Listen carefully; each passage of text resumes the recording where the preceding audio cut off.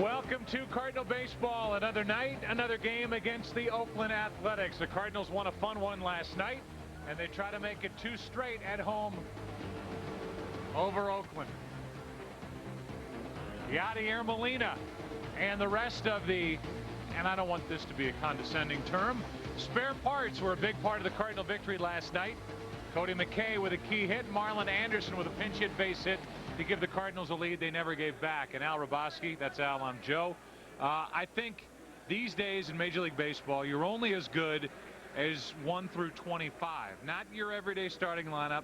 During the course of the year, you're going to use those spare guys off the bench, and the Cardinals have been very fortunate to have the group they have. Very good point, Joe, because if you're going to have a championship caliber team, you're going to get contributions from all 25, plus there are going to be some injuries and there are going to be some call-ups. So you really do have to get your spare parts some playing time. You've got to take care of those guys so when they are called upon, they can do the job, and that really builds team chemistry. Our Ford Dealers key matchup is a look at tonight's starting pitching, and for the Cardinals, it's Jason Marquis against a young man named Harden for the Oakland Athletics. And for Jason Marquis, the key is the back, and he missed his last start that game against Chicago. I think he's going to be fine. He's feeling pretty good about himself.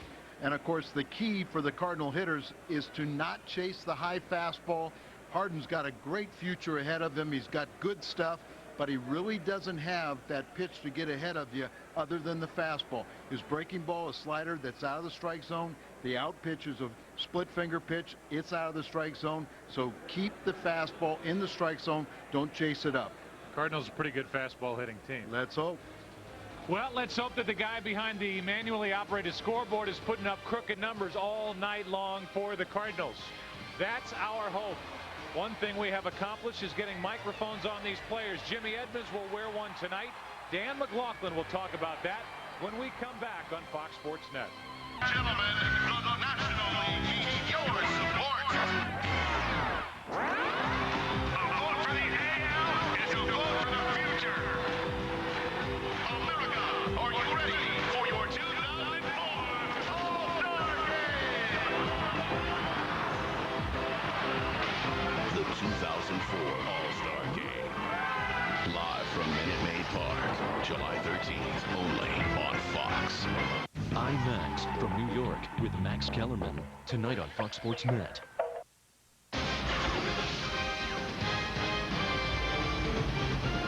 Cardinals baseball rolls on from Busch Stadium. This is game number 2 of this 3-game set. The Cardinals 8-4 winners yesterday. Over 30,000 expected tonight. A hot, steamy night here in downtown St. Louis. Interleague play continues for the Cardinals. They are 3-1 this season in interleague play, and a big reason why is Jim Edmonds. As you saw last night, we had Reggie Sanders mic'd up. Well, tonight you're going to hear from Jim Edmonds throughout the game, and this is our Bank of America higher standards. His career against the A's in interleague play so far for Jim Edmonds. You see all the RBIs in interleague play and what he has done this season. 274, 13 home runs, and 44 RBIs. Good pitching pairing tonight. Rich Harden will get the start for the Oakland A's. For the Cardinals, it will be Jason Marquis. We'll take another timeout. When we come back, Joe Buck and Al Raboski, they will have the call of Cardinals baseball here on your home of the Cardinals, Fox Sports Net. Big crowd tonight. Jason Marquis, he hasn't pitched since the 10th of this month. Missed his last start against the Cubs. He'll go today against the Oakland A's. Cardinals baseball coming up on it. Well, we have set the table for you, and now let's feast. Let's feast on the sound provided by Jim Edmonds, kind enough to wear the microphone for us tonight. He takes his spot in center field, and the Cardinals are led onto the field by tonight's starting pitcher, Jason Marquis, who missed that last start with the back spasm. So let's hope that we get some fun stuff out of Jim tonight. He was looking forward to wearing the microphone this evening. Our Advanced Auto Parts pitching matchup for the Cardinals has the right-hander Jason Marquis, a 5-game winner on the mound. Jason missed his last start due to back stiffness, so he has not pitched since his defeat of Houston back on June the 5th. There was nothing wrong, but he just didn't have the preparation in between starts during the stiffness. They bypassed him. Not expecting any problem tonight. He's won 4 of his last 5. Let's take a look at the Oakland lineup brought to you by Southwest Airlines. Burns will lead it off. He's in left field, and it's Kotsay, Dye, Hatteberg is at first base tonight. with Rubio Durazo getting the night off, at least at the start. Crosby was impressive last night. Damian Miller, Scudero. Herman is the third baseman, and Harden, the hard-throwing right-hander with that good forkball that Al talked about during our open, is pitching and batting ninth. The eyes of Eric Burns are on the deliveries of Jason Marquis, and a lot of these guys get their first look at the Cardinal right-hander. We go around the horn. It's brought to you by Auto Tire. See a lot of Jim tonight. He's in center field with Sanders in right, Cedeno in left. Roland, Renteria, Womack, and Pujols on the infield. Yadier Molina does the catching for Jason Marquis. I talked to Albert before the game, as you did, Al, I know, and he's not really worried at all about playing first base and moving around defensively. He thinks his hamstring literally is getting better by the day, and he's so excited that the schedule lays out the way it does, that it's night game after night game, as opposed to tomorrow, a travel day for Oakland. A day game after a night game might be asking too much for that hamstring to recover. Well, you're right. He's out here working hard, taking good care of himself. I said, you scared everybody running down to first as hard as you did last night. He said, I have to push it. I have to see what I can do. That's the only way I know how to play. This kid knows how to play the game right. He is all energy all the time. 1 ball, 1 strike from Marquis. Eric Burns is up over 300 at 307, and he really bounces around the park. A 1-1 from Marquis. Runs it inside. 2 balls and a strike.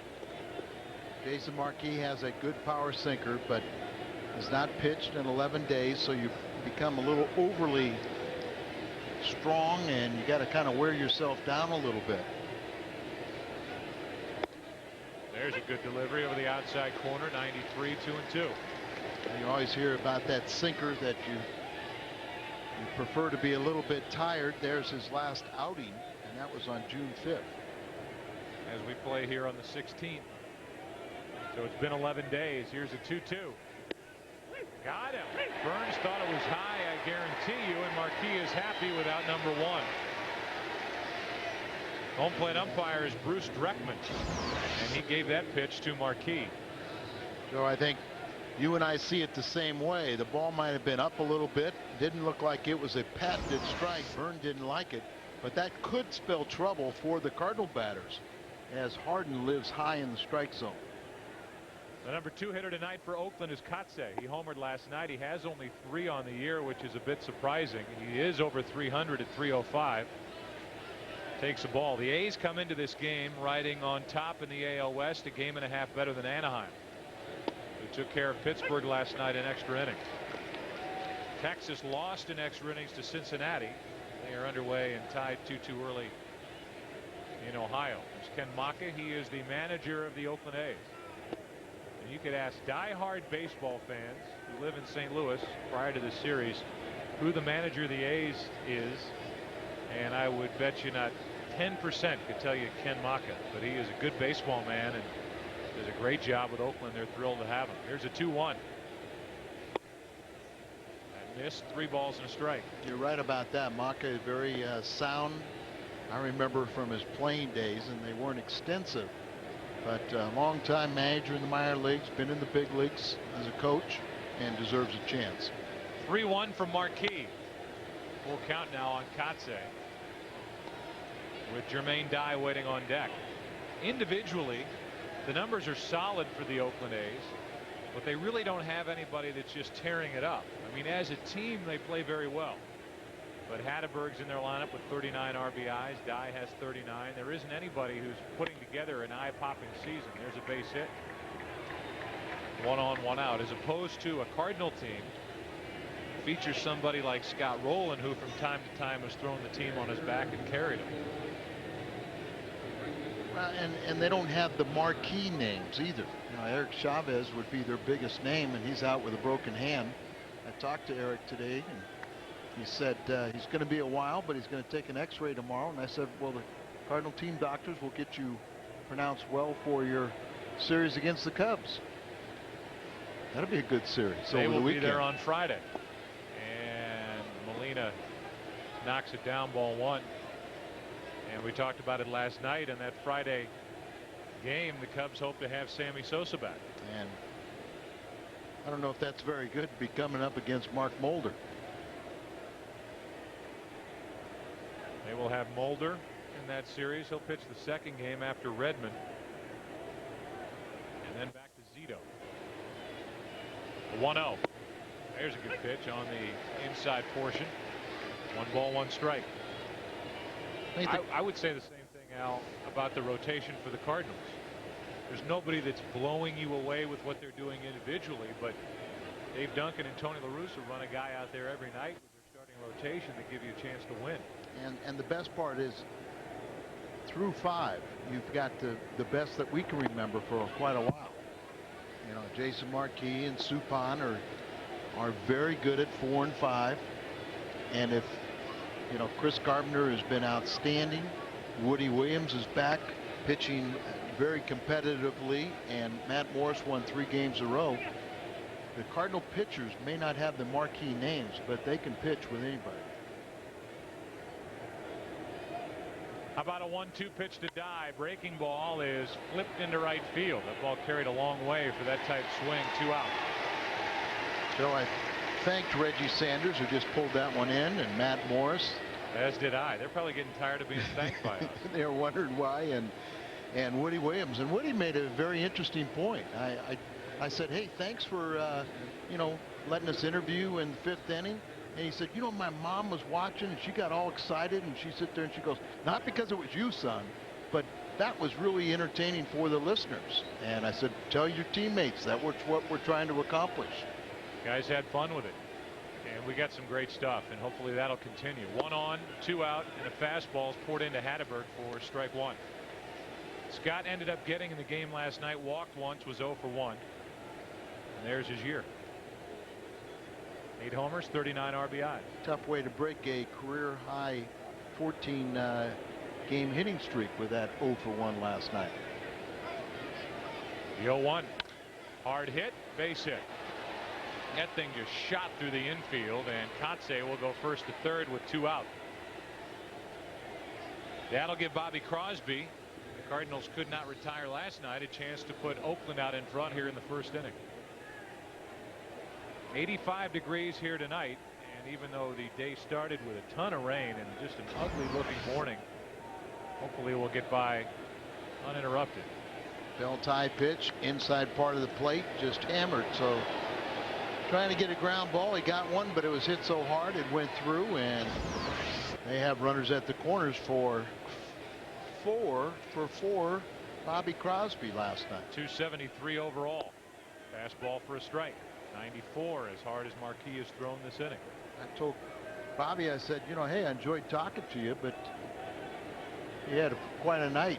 He said he talked to his father. His father said hello. And his father, and Bobby goes, he kept on asking. He asked about this older gentleman, if he was still around. And of course I said, George Kissel. But that's how long people like Bobby, his father, and even ones beyond that still remember George Kissel, the architect of Cardinal baseball. 1st and 3rd, 2 out, no balls, 1 strike on Crosby. He went appeal. Oh, no, says the first base umpire Jack Samuels. 1 ball, 1 strike instead of 0-2. Second generation player or not? I thought he went, but it's 1-1. See if Marquis can get around 2 hits here in the 1st. Cardinals will be dealing with Rich Harden when they bat in the bottom of the inning, after dealing with Zito last night, with Hudson to follow tomorrow. There's another example of Molina crushing one in the dirt, smothering it. The count's 2-1. Well, he hit everything last night, and they're like they're trying to get him to go after a breaking ball off the plate. He doesn't strike out. He makes contact. Going away with a fastball on 2-1. And missing low. 3-1. On deck is Damian Miller. The red hot Damian Miller. And Jason's going to want that ball down in the strike zone, more so than the one that he got called on Burns up in the strike zone.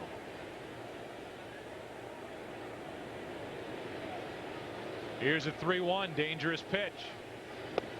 That'll load him up. So 2 hits and a walk. And Dave Duncan is turning the page and seeing what Damian Miller has done against right-handed pitching.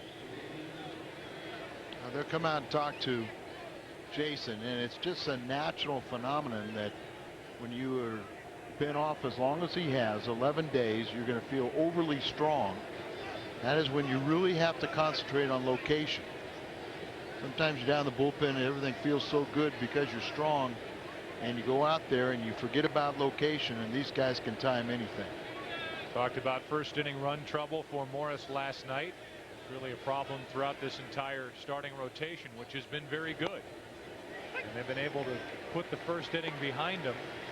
And their teammates have been able to dig them out of a hole, but it's something that you want to bust out of, and hopefully Marquis can strand these three runners here in the first with Damian Miller up. Produced a lot of RBIs of late. A little bit low, 1 ball, 1 strike. Damian Miller has 18 RBIs his last 8 games. Can't give in to him, but you also got to know the former Cub and Diamondback has batted just 181 against St. Louis over the years, the lowest average against any National League club, and just 146 here at Busch Stadium. Did hit a 2-run homer in last night's game. 1-1 pitch that came back for strike 2. So Marquis is theoretically 1 good pitch away from getting out of this. Runners on. Kotze reached on a 1-out hit. Hatteberg with a 2-out hit and then a walk to Crosby. Fly ball into right. Reggie's there, and after all that, the A's come away with zip, nada, nothing, 0. A goose egg, half inning, no score. Parts pitching matchup for the Oakland Athletics features this very good young right-hander. He falls right in line with their top 3. Hoping they start calling it the top 4. Rich Harden. He throws the ball very hard. He's got a good out pitch. But Joe, the Cardinals feel that if they can be very selective, swing at strikes and fastballs is what we're talking about early in the count, because his slider is a waste pitch. The fork ball, split finger fastball falls out of the strike zone, and he throws a lot of fastballs up. Lay off of that, make him throw strikes. They feel they can get him. See what happens with Womack first up. Womack, Cedeno, and then Pujols. But have I jumped ahead? You want to wait and see the entire lineup? Those are the first 3. Womack takes a ball. It's 2-0.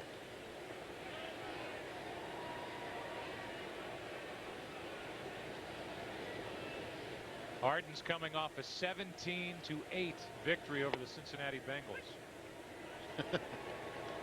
He got the victory, went 5 1/3, but did allow 5 runs, 4 earned on 6 hits. I think he had an 11-0 lead very early. The 2-1. That's right at Hatteberg, and that's 1 out.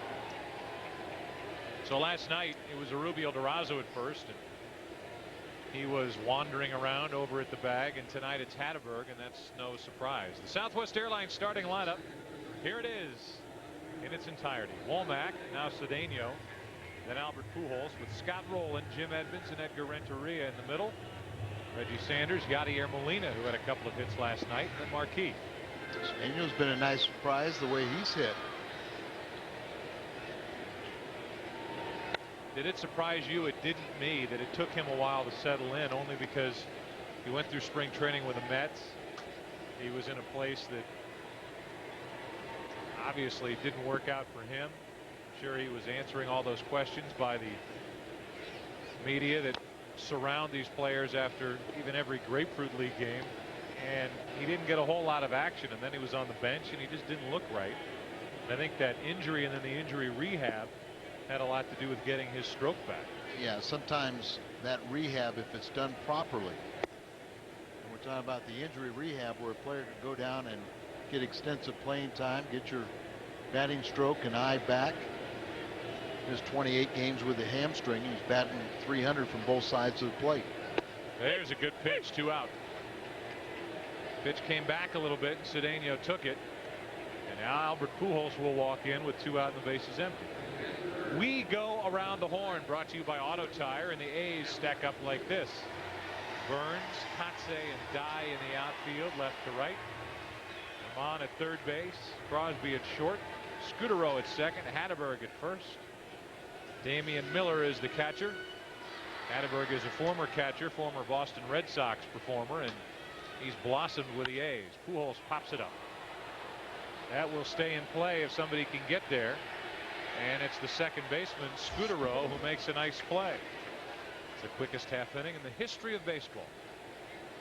Rich Harden gets a strikeout of Roger Cedeno for the middle out. We go to the second inning here in St. Louis. No score. Rhodes and the Cardinals are teaming up to offer the ultimate Cardinals experience. Ticket in Big Mac land for the June 24th game against the Cubs. VIP parking, special reception with Cardinal greats and local celebrities. Live shot of you in Big Mac land. Your name on the scoreboard. Here's the first pitch to Scudero.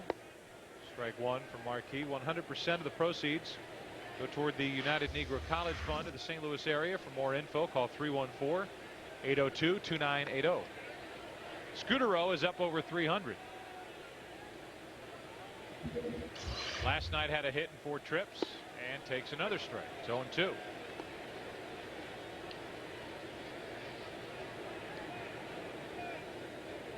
They lost Ellis, Mark Ellis, their second baseman, a torn labrum. And they've lost Chavez, their third baseman. 2 key parts of their infield unavailable. That ball is going to drop untouched. Still 0-2 on Scudero, but when you can fill in and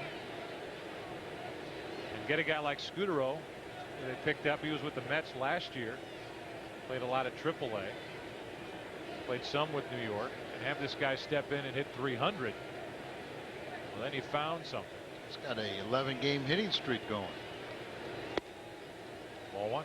And he's batted .342 over his last 22 games.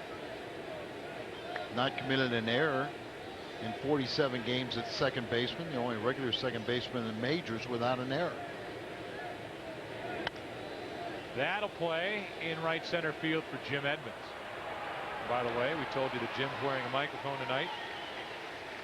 We're having technical and audio difficulty with that microphone to this point, so hopefully that'll get ironed out so we can hear some of the little nuances of the game that we picked up last night from Reggie Sanders. 1 out here in the second. Remember several years ago, Jim wanted to wear one and with defense in mind. He wanted to tell you how he moves the left and right fielder around, what they talk about before pitches are made. Hopefully we'll get that opportunity tonight. With 1 out, nobody on, a 1-0 pitch to Esteban Herman. 1 ball, 1 strike. So this is one of the replacements for Eric Chavez.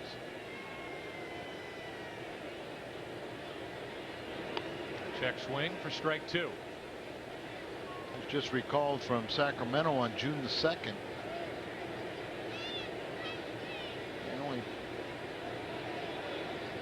Says he's batting 190 in 9 games, but hit .331 at Sacramento. Swipes at it and fouls it out of play.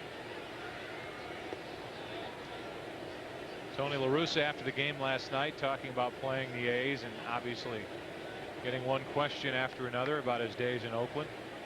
His comment at the end of his press conference was, I'll be anxious when they get out of town, so A, we don't have to play him anymore, and B, I can go back to rooting for him. That's rolling to his left. That's 2 out. And he means it. There are a lot of guys, Al, that are in a place, especially in a managerial or a head coaching position, and they have success, and then they move on, and I think it's only human nature that they want that franchise to struggle without him.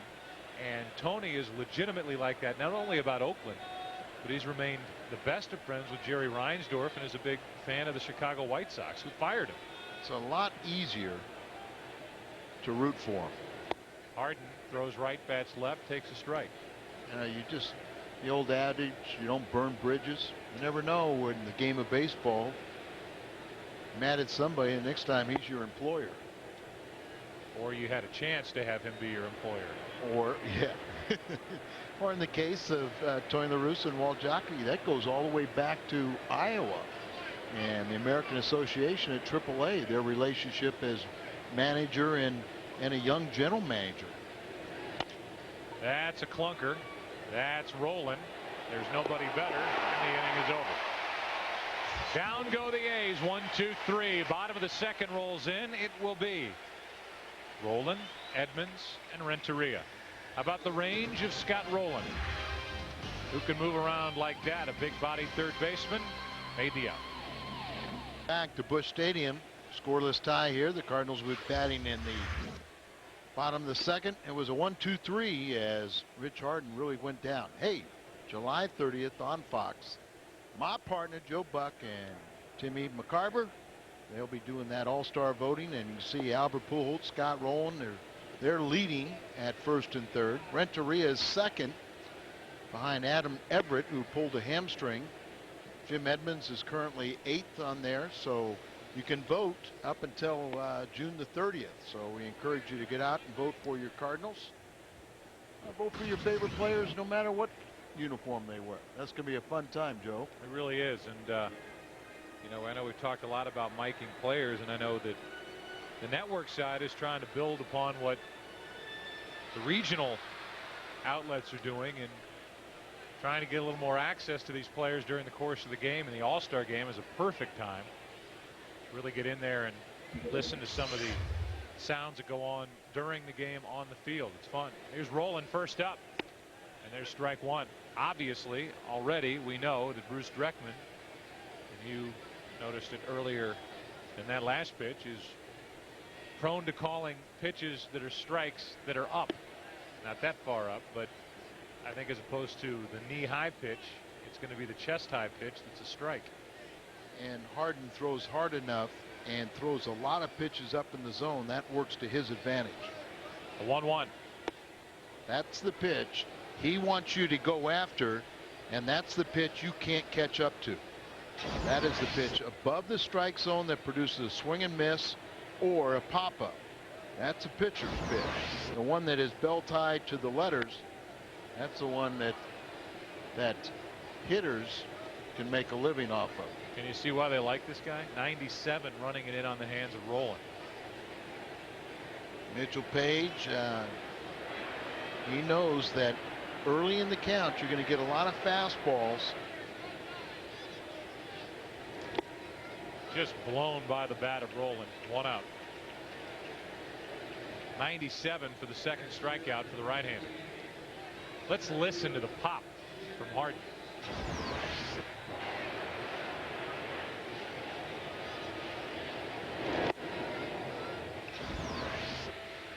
Has a nice fluid motion. That's what I like about it, is, you know, the ball just jumps out of his hand and attacks hitters. And he's really another guy, Al, that you wouldn't consider a real big guy physically. I mean, Randy Johnson, no surprise that he can throw mid-90s and earlier in his career upper 90s, but this guy's not. It's not the case where he's a big guy. And even Billy Wagner, who's got the thick legs and the big lower half, he doesn't appear to have much of that either. 6'1", 180. 0-2 on Edmonds. What he has is that loose wrist where he gets the good torque, and he comes right over the top with it, or it just explodes on the hitter. That's exploded into deep left center field. Will it go? At the wall. Edmonds has put the Cardinals on top.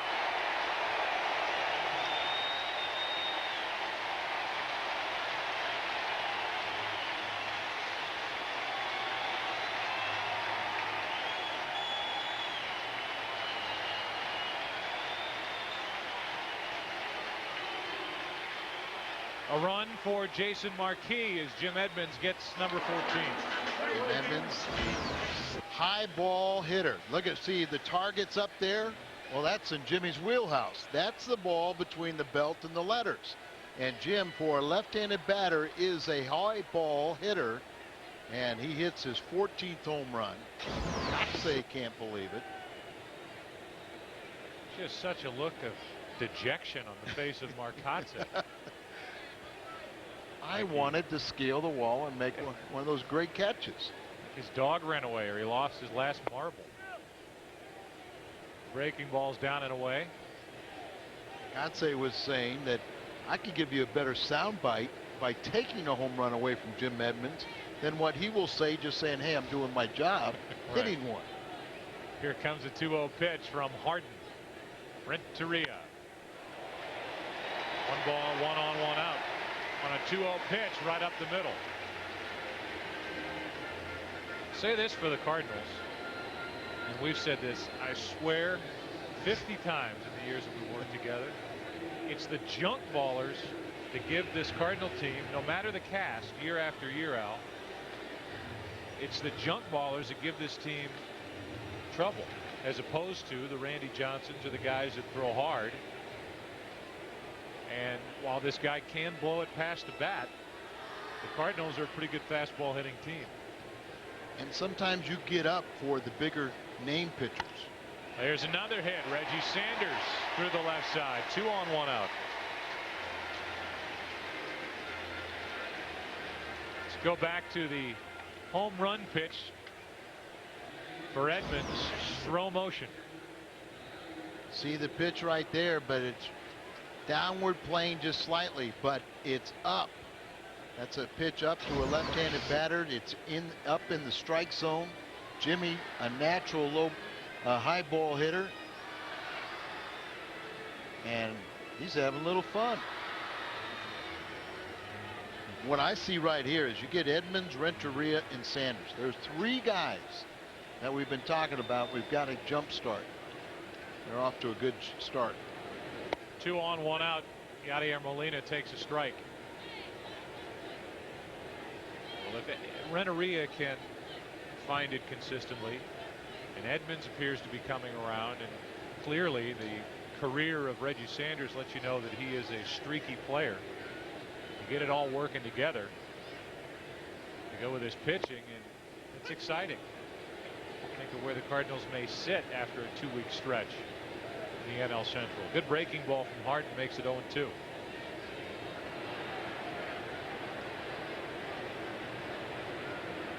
He's a strikeout pitcher. Oh, good pitch. 1-2. But he also has that fastball that you can never give up on that either. Molina had 2 hits last night. The rookie has driven home 4. Had 3 on Sunday at Texas. Scooped up by Miller. 2-2. Yadier has yet to really get his feet underneath him with the bat in his hands at the big league level. But he was a 300+ hitter at AAA Memphis when they called him up. It was a good sight earlier today around 4 o'clock when Mike Matheny swinging the bat. The 2-2. Wave and a miss. 2 out. And it's up to Marquis. A good hitting pitcher with 2 on, 2 out. Sure, Damian Miller has emphasized to the A's pitching staff that Jason Marquis and several of the Cardinal pitchers can help themselves swinging the bat. Some pitchers may not believe it.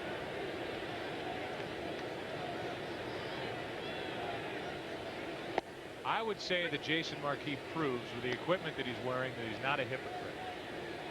Why? Because he throws right, bats left. He exposes that pitching arm, the right arm, and while he wears that little thing on his elbow, it's not Craig Biggio, Teflon man, standing up at the plate. And it's not a lot of protection either for a pitcher. What we're talking about is, and I was a left-handed thrower, right-handed batter. They tried to switch me in the minor leagues. I just didn't feel comfortable standing the other way. That's high, 2-1. And I'm sure Jason's probably the same way. He knows that he can get out of the way batting left-handed, but he'd probably be somewhat frozen batting right-handed. The moneymaker is the one closest to the pitcher. That's into left center field. Tailing. Well hit. And down. 2 runs are going to score. victory as Sanders, a 2-out, 2-run double by Marquis, 3-zip.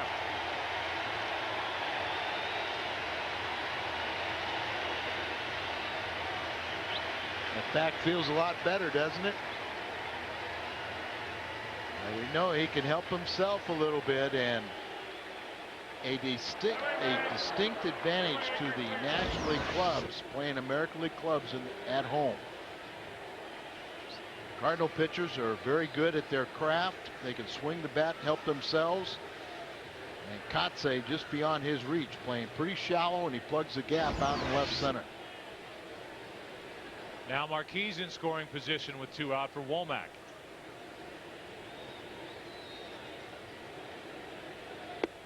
Ball 1.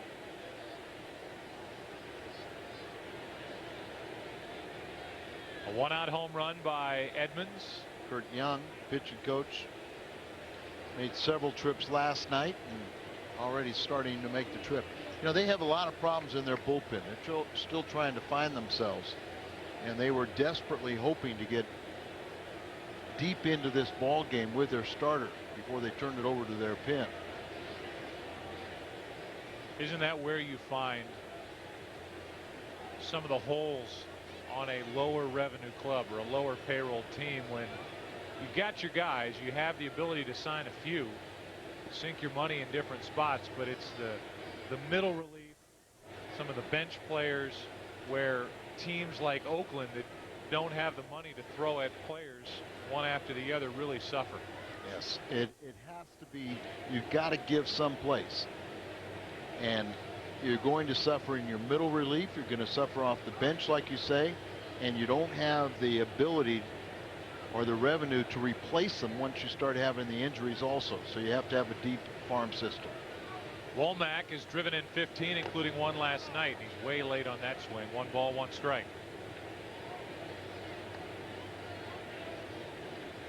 Womack, when he was traded to the Cardinals in spring training for a minor league pitcher, I'm sure had no idea he would be counted on to be literally the everyday leadoff man.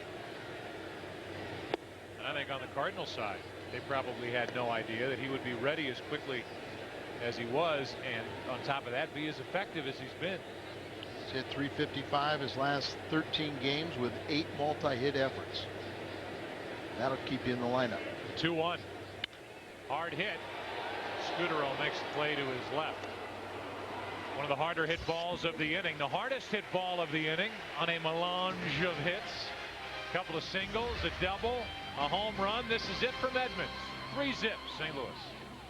Jim Edmonds all smiles out in the outfield. Sometimes you put the microphone on the right guy, and at some point we'll hear from Jim Edmonds after the home run. His innermost thoughts, his secrets, his desires, everything will come through that microphone. But how about the scoreboard? 3-0 Cardinals as they jump on top. Marquis is pitching well. He's retired the last 4 hitters he's faced, and he chips in with a 2-out, 2-run double. That's more than chipping in. That's delivering big.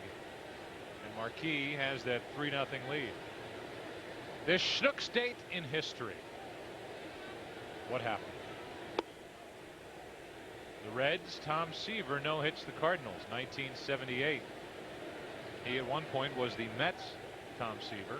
The Mets have never had a no-hitter, while they have had a lot of pitchers who have been there before and after throw no-hitters. He never did it with the Mets. Here's Jim.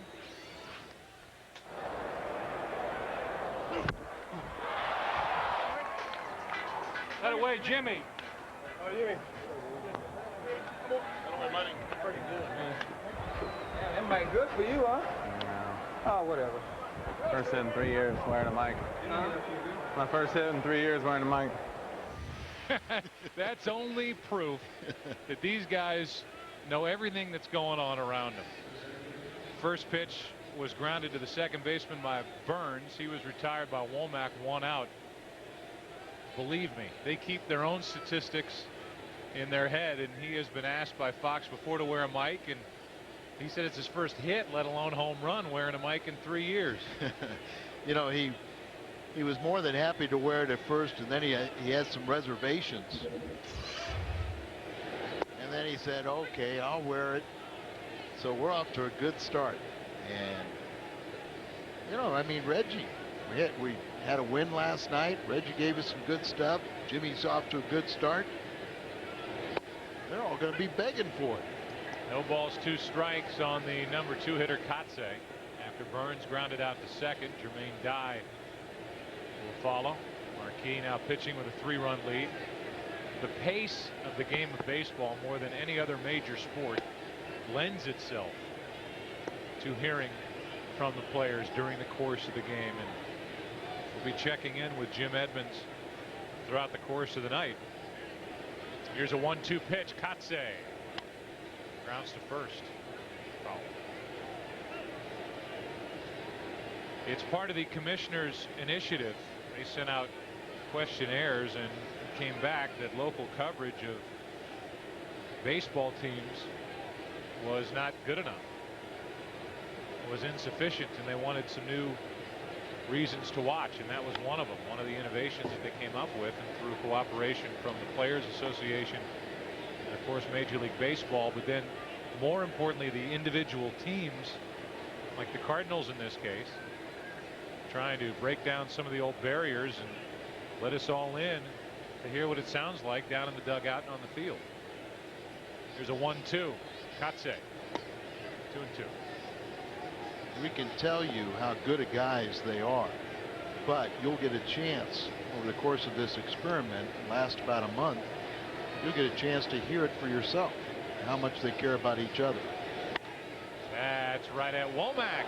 Knocks it down, throws them out, 2 gone. I think that's the real side benefit that I'm not sure a lot of these guys realize going into this whole experiment. These are grown men playing a kid's game. They have fun out there.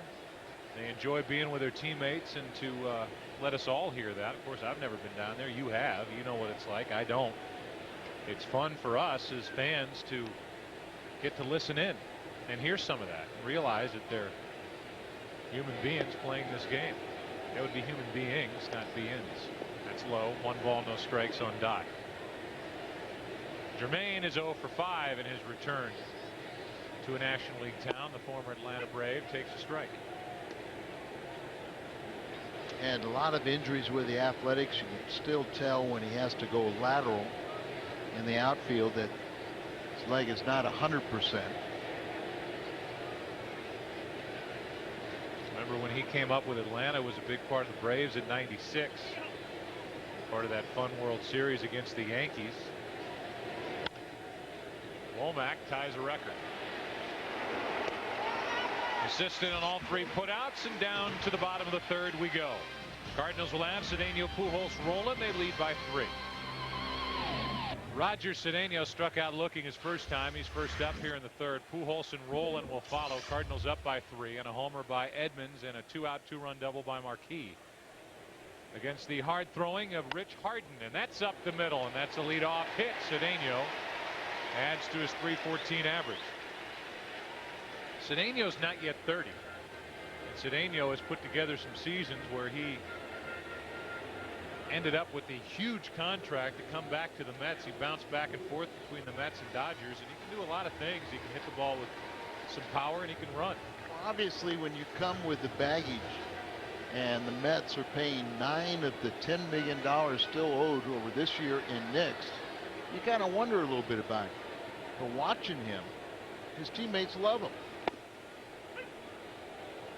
And it's pretty evident when he goes and plays against the Astros. The veteran guys there that know him have been very receptive. Every place he's ever been, he's never had a problem with the players. And a lot of his quotes, Al, to the newspapers up in New York, to his credit, as Pujols is going to run hard out at second and safe at first. The hamstring, he told us before the game, is feeling better, and that's proof.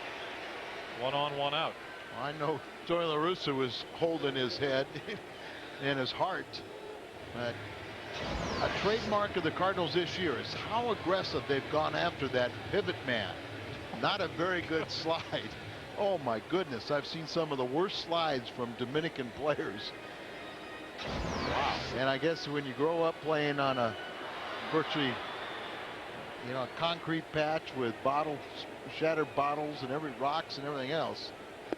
But they do not. That wasn't a George Kissel patented slide. Well, did you see him down in the dugout after he took his helmet off? He was stretching his neck out, and with good reason. He had that awkward slide, and the second baseman Scudero came down with his thigh on his forehead. Rollins up on the count, 2 balls, no strikes, 1 on, 1 out. The Cubs just came back with 2 in the top of the 7th at Houston and lead the Astros 2-1. Folks, they are hot, and they are getting healthy. 2 balls and a strike on Rollins. Even more fuel to my fire that the amazing thing is that just after the All-Star break, the Cardinals will be finished with the Cubs on their schedule. Amazing. They won't be here in the final month of the season. The 2-1. Rollins late, 2-2. We'll have to see, but there is one way it could play out that could be an advantage to the Cardinals. Well, there's no doubt catching them as many times as you can now before they get everybody back, and they plan to. A lot of those guys are not just Wood and Sosa, but Grzelcyk. Sure. Some of the others are on the mend. The 2-2. And even though they have been banged up with serious injuries, Cardinals haven't taken advantage of it. They've lost 6 of the 11 meetings between them to this point. They did lose their closer Borowski, and they say 5 to 6 weeks, but they have no idea how long he's going to be out with damage in his pitching shoulder. Here's a 2-2. Here's Edmonds reacting to that prior pitch and foul tip that Roland hit off his leg.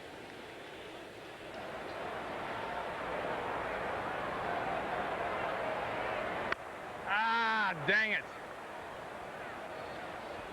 They don't even like to see it from the on deck circle. Roland gets under it and pops it up. On the infield, that is out number 2. You know, the pitcher, if you have him mic'd, it's a little chuckle. Right. Yeah, right. Gotcha. And Edmonds was kind enough to use the words that he used. Well, he wasn't hit. Good point. Renneria would follow, but right now it's Edmonds who homered into left center field his first time up. 45 RBIs. And officially his first hit wearing a mic.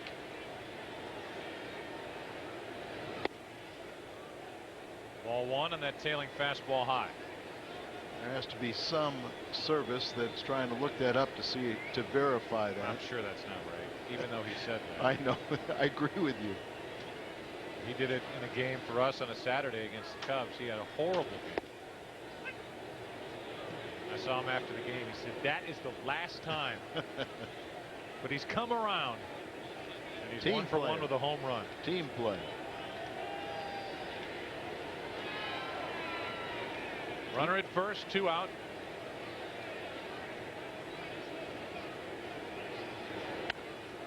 To the first baseman. Hatteberg backs up, makes the play, and we go into the 4th. A 3-run second inning has the Cardinals on top behind Marquis, 3-zip. Edmonds getting loose as we approach the top of the 4th inning. Let's go back to that last Edmonds at bat.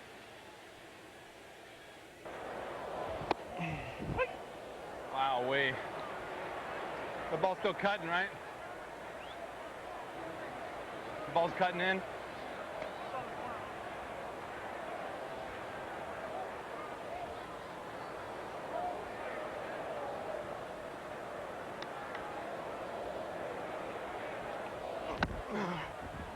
Oh! The groan, the out, and the first pitch to Hatteberg is down and in, ball 1. Scott and Bobby Crosby and Damian Miller, little portion of the order for Oakland as they trail the Cardinals 3-zip. Cards about hit Oakland 5-2, and a good fastball from Marquis is strike 1.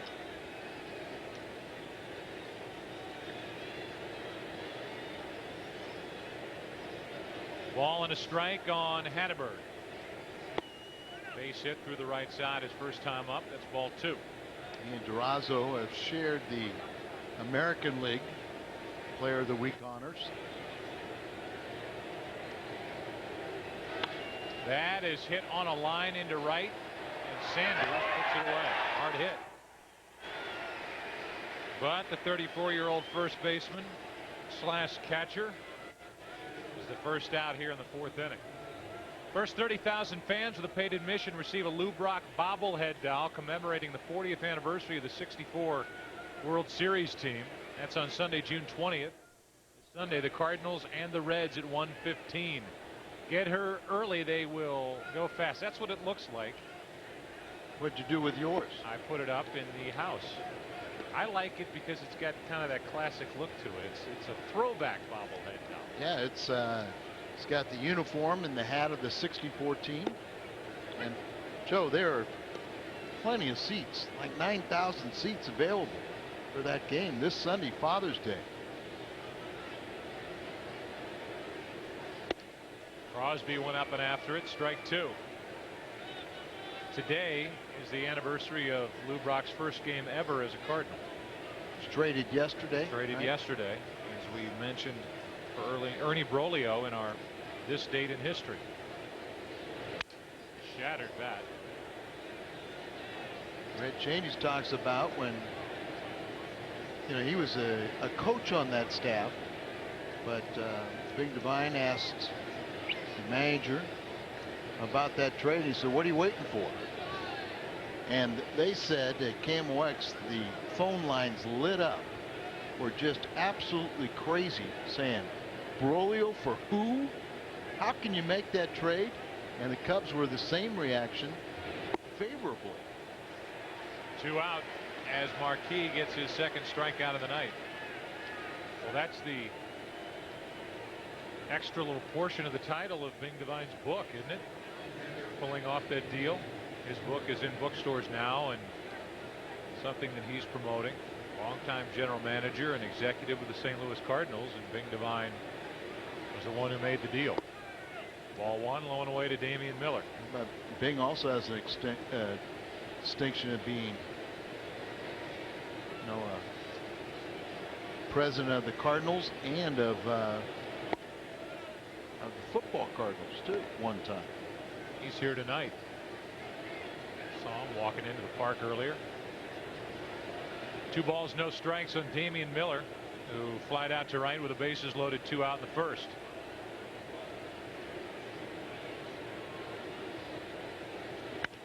That's to the left side and through. And Marquis happy that Miller does it in this at bat as opposed to an hour ago. A 2-out single will bring in Scudero.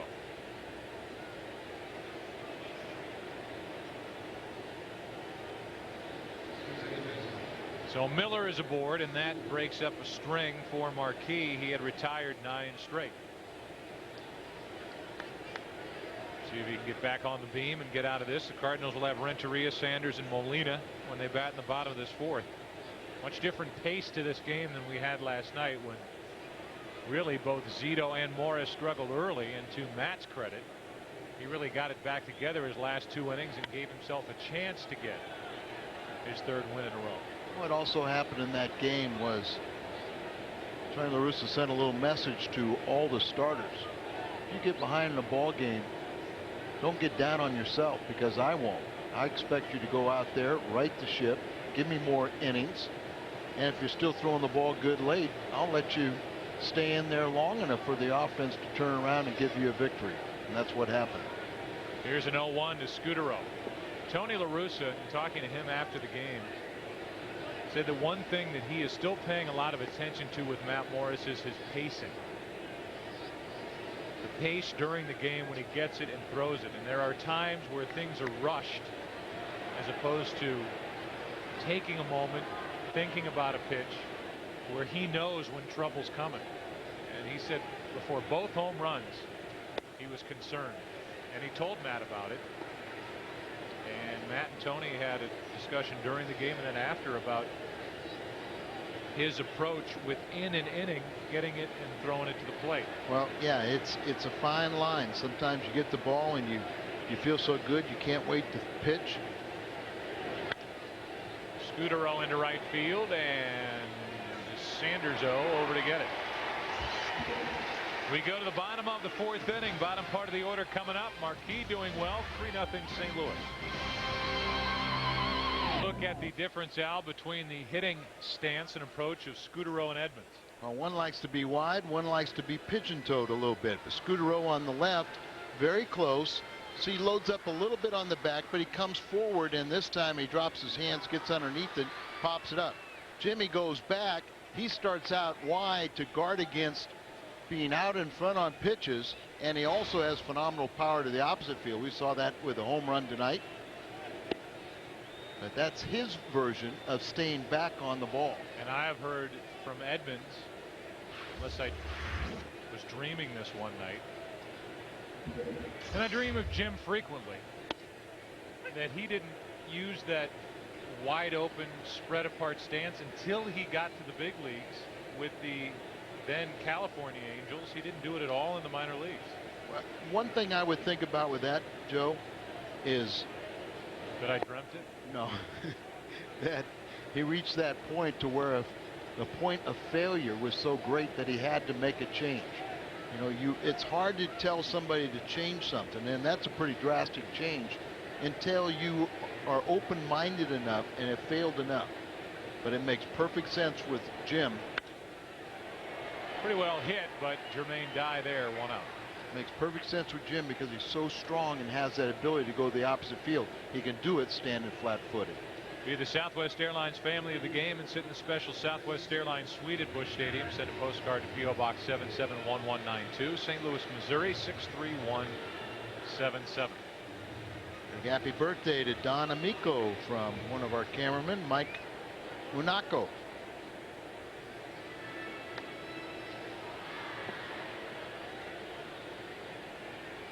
Reggie Sanders now with 1 out, nobody on. Reggie has a hit tonight. Not here as Herman, the third baseman, gets it, throws high but out, 2 gone. And the Cardinals have lost one of their biggest fans, longtime season ticket holder Frank Sheevy. Passed away on Monday, and our thoughts and prayers are with the Sheevy family. So sorry to hear about that. We play here in the bottom of the 4th inning with 2 out, nobody on, and the Cardinals up 3-0.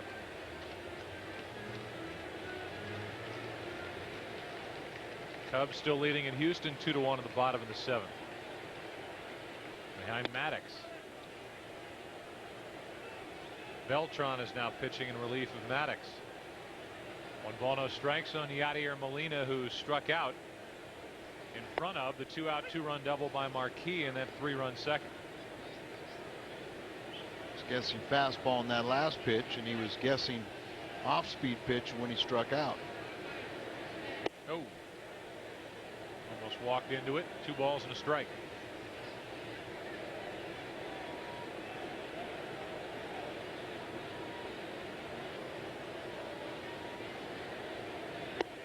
Three and 1. On deck is Marquis. A couple guys who are on the bench tonight. Mabry on the DL, or rather Matheny on the DL, and Mabry starts this night on the bench. Last night was in the starting lineup. Hopefully he will have an opportunity to come off the bench and do something if needed, like what 3 or 4 guys did last night. The bullpen was great for Tony La Russa. Hector Luna with a big at bat, Cody McKay with a hit, and the one that put the Cardinals on top for good was Marlon Anderson with a bases loaded pinch hit 2-run single. Amazing how things go together when you get 7 innings out of your starter. Marquis with that 2-run double, 5 RBIs on the season now, takes a strike. Heard someone say that Tony really didn't have to manage much last night because Morris went 7 innings. I disagree. I think he really had to manage to keep him into 7 innings of work. I agree, because there were times where it looked like Morris was finished, and he stayed with him. And not only did he stay with him, we remarked during the 7th inning that it was surprising he didn't have anybody up getting loose. And there was a leadoff double and also a walk in that inning, and nobody was even warming. The 1-1. This time Marquis pops it up. Tough Sky coming in to get it after a little stutter step is Katse, and the inning is over. Fifth inning rolls in St. Louis. Cardinals still up 3-zip. Tonight, as it turns out, mid-80s. Humidity is down a little bit. It was an oppressive day earlier with the humidity. A ton of rain in the morning, and right now it's perfect. Top of the fifth inning, and Herman will lead it off. Then the pitcher Harden. Back to the top, Eric Burns. So let's see if Marquis can roll right through this fifth inning. Herman first step, hitting 172.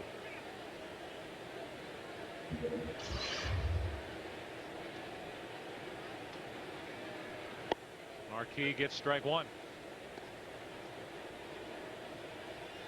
Esteban, his first time up, grounded out to third.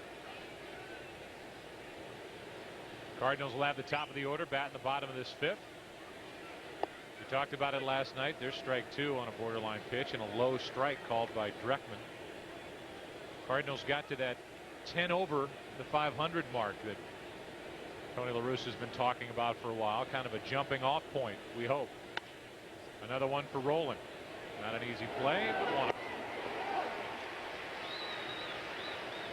Well, Al, you asked him, and they fielded all your calls and read all your letters. The Shakespeare Festival's coming back to Forest Park.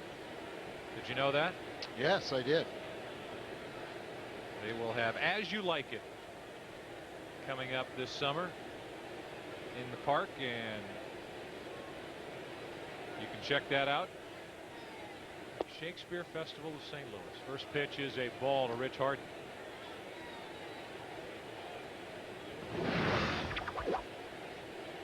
There you go. You have a chance to vote.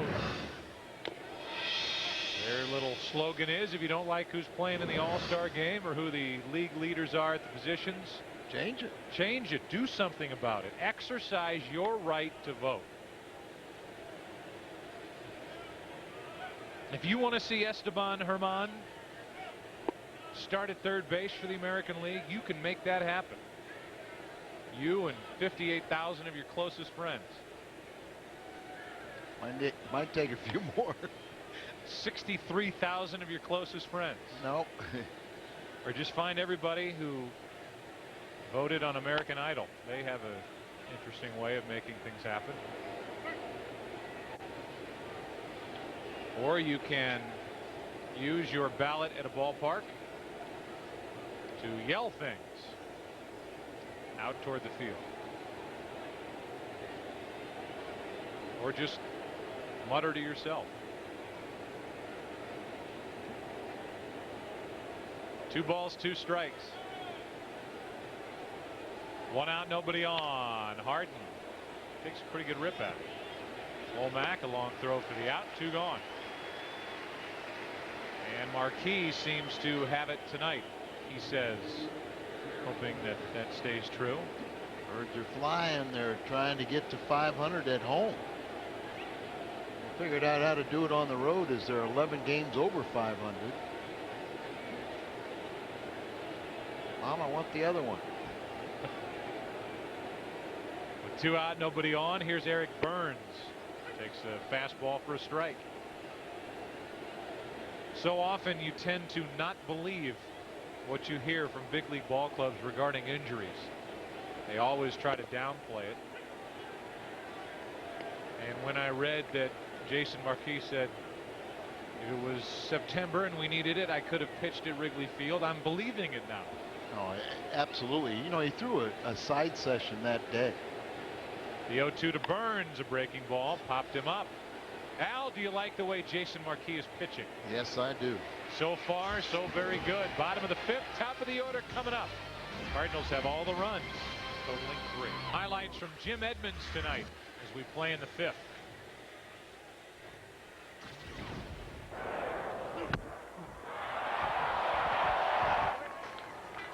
That away, Jimmy. Oh, Jimmy. Yeah, that might be good for you, huh? Oh, whatever. First in 3 years wearing a mic.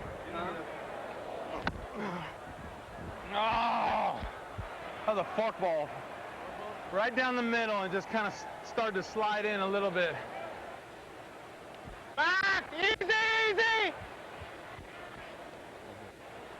Right there's good. Run! Jim Edmonds' night to this point. We've played 4.5 innings. Tony Womack starts it off, top of the order for the Cardinals in the bottom of the 5th.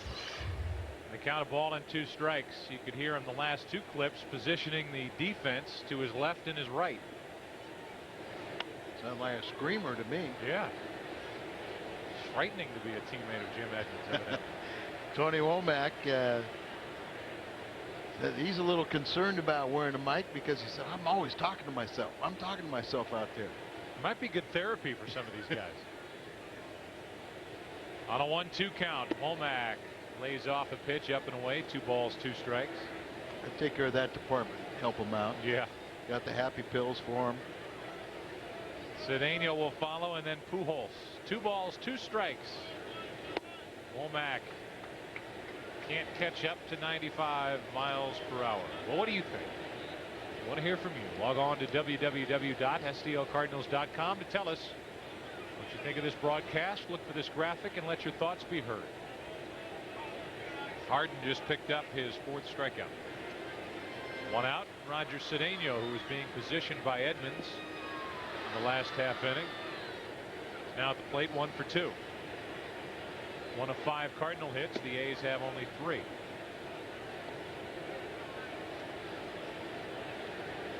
Both pitchers seem to be pitching very well. It's just the Cardinals with 3 consecutive hits. Strikeout of Molina, and then the biggest blow was the 2-run double off the bat of the opposing pitcher, Marquis. Here's a 1-ball, 1-strike pitch to Cedeno. Hard hit, but right at Hatteberg, and he is hanging out some line drives. Cedeno, 2 out. Base is empty. Pujols coming up. Escape, the rookie in the Ford SUV lineup, now with $2,500 cash back. A low 0% APR for 60 months. It's the smart way to get to the game, only at your quality Ford stores. Your home run to Cardinal baseball fun. And it has been fun. I hope it continues to be fun.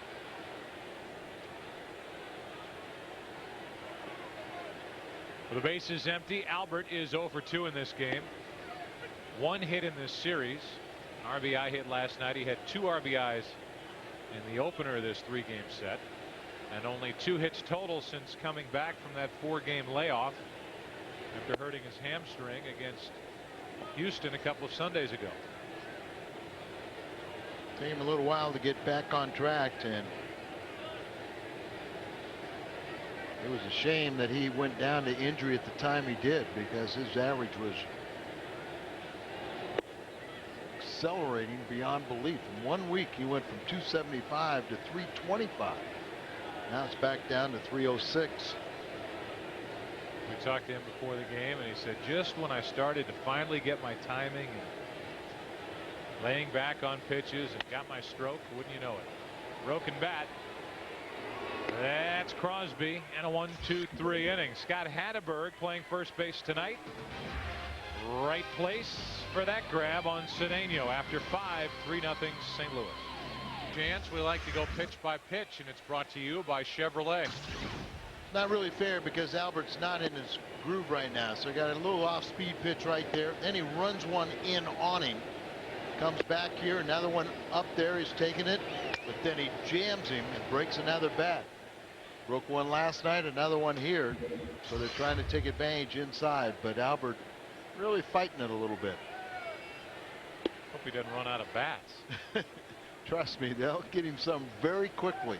They say of all the guys in the clubhouse, nobody gets better wood for his bats than Albert Pujols. And if I'm that bat company, if I was to pick a guy, that would be the guy. 1 ball, 1 strike on Kotze.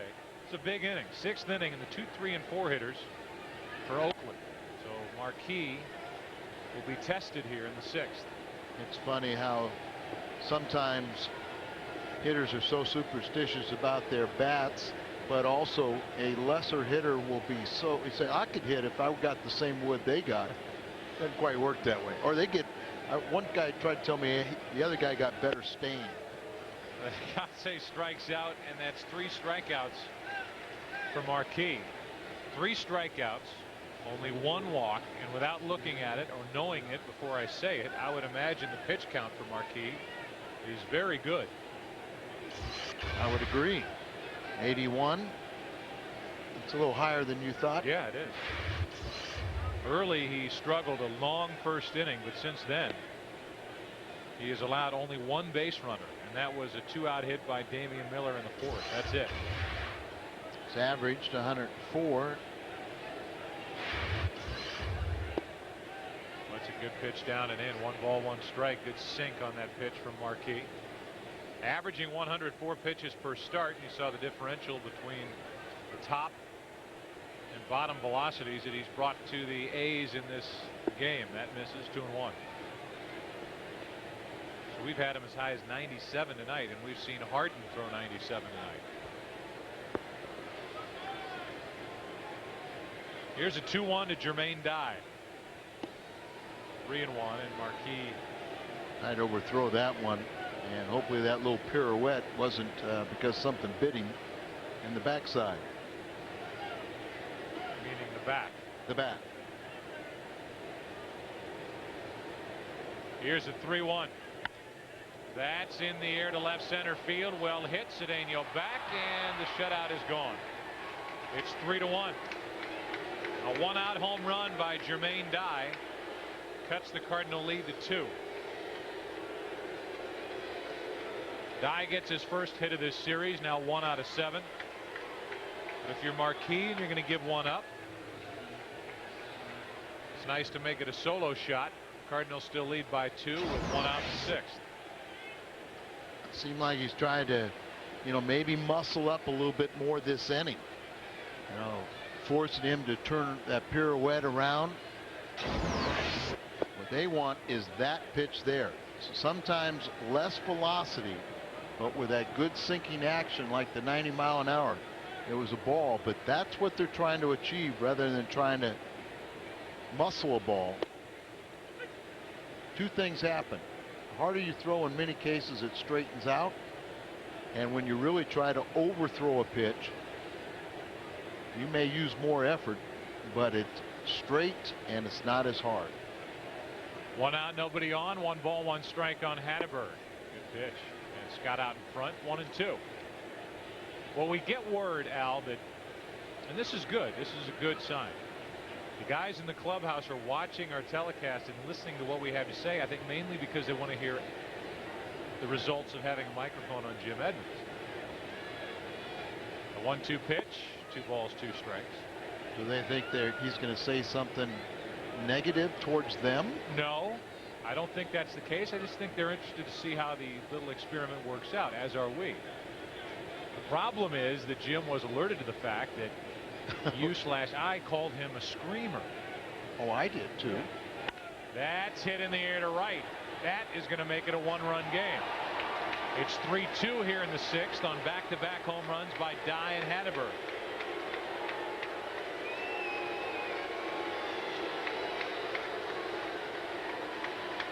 Hatteberg with a line drive home run that got out of here in a blink.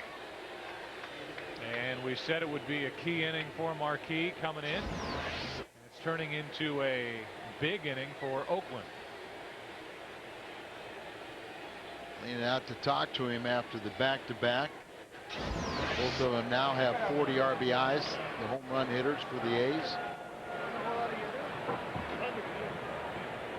Let's slow motion that pitch from Marquis that left off the bat of Hatteberg.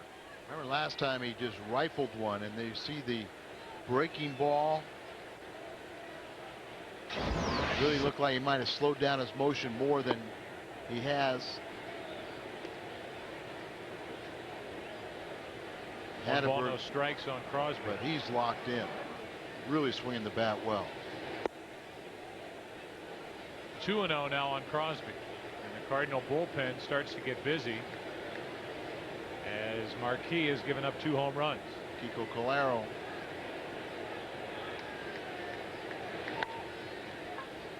Rolling. 2 out. Our Hardy's hot pitch is the strikeout of Marcotte that preceded the 2 home runs. Stroll motion to get Katze. Mike Molina's set up away. And look at where he's reaching for it out away. Takes all the fluidity out of the swing and good location. Miller takes low ball 1. Sometimes when you haven't pitched for 11 days, you know that, okay, probably 6 innings is going to be sufficient. You get that strikeout and then you try to really muscle up. Every pitcher loves to have their final pitch of a game, particularly when it's the final out, walking off the field with a punch out. And maybe he got a little overexcited and got beyond himself. That misses down and in. 2 balls and a strike. Marquis still throwing hard.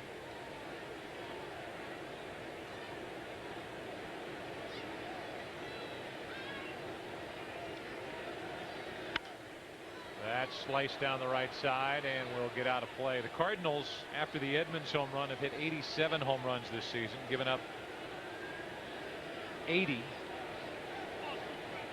The A's as a group have hit 84. They come in the middle of the pack with a team average of 275. And the Cardinal starters have been the biggest victims. They've allowed the most, 64. To Hopper, Edgar. 64 home runs for the starters, second fewest for the relievers. That'll do it for the A's, but they're on the board back to back. Diane Hatteberg, it's 3-2 after phones on players and televisions in the clubhouse. Joe and Al have to be more responsible with some of the things that they say. Jim Edmonds is aware of what's been set up here.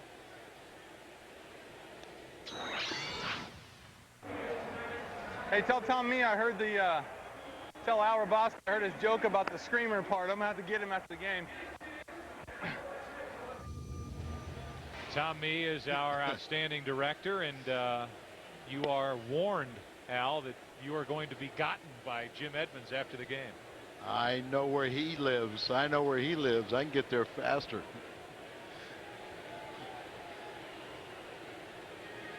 Roland, the aforementioned Jim Edmonds, and then Edgar Renteria for the Cardinals here in the bottom of the 6th as they lead it 3-2.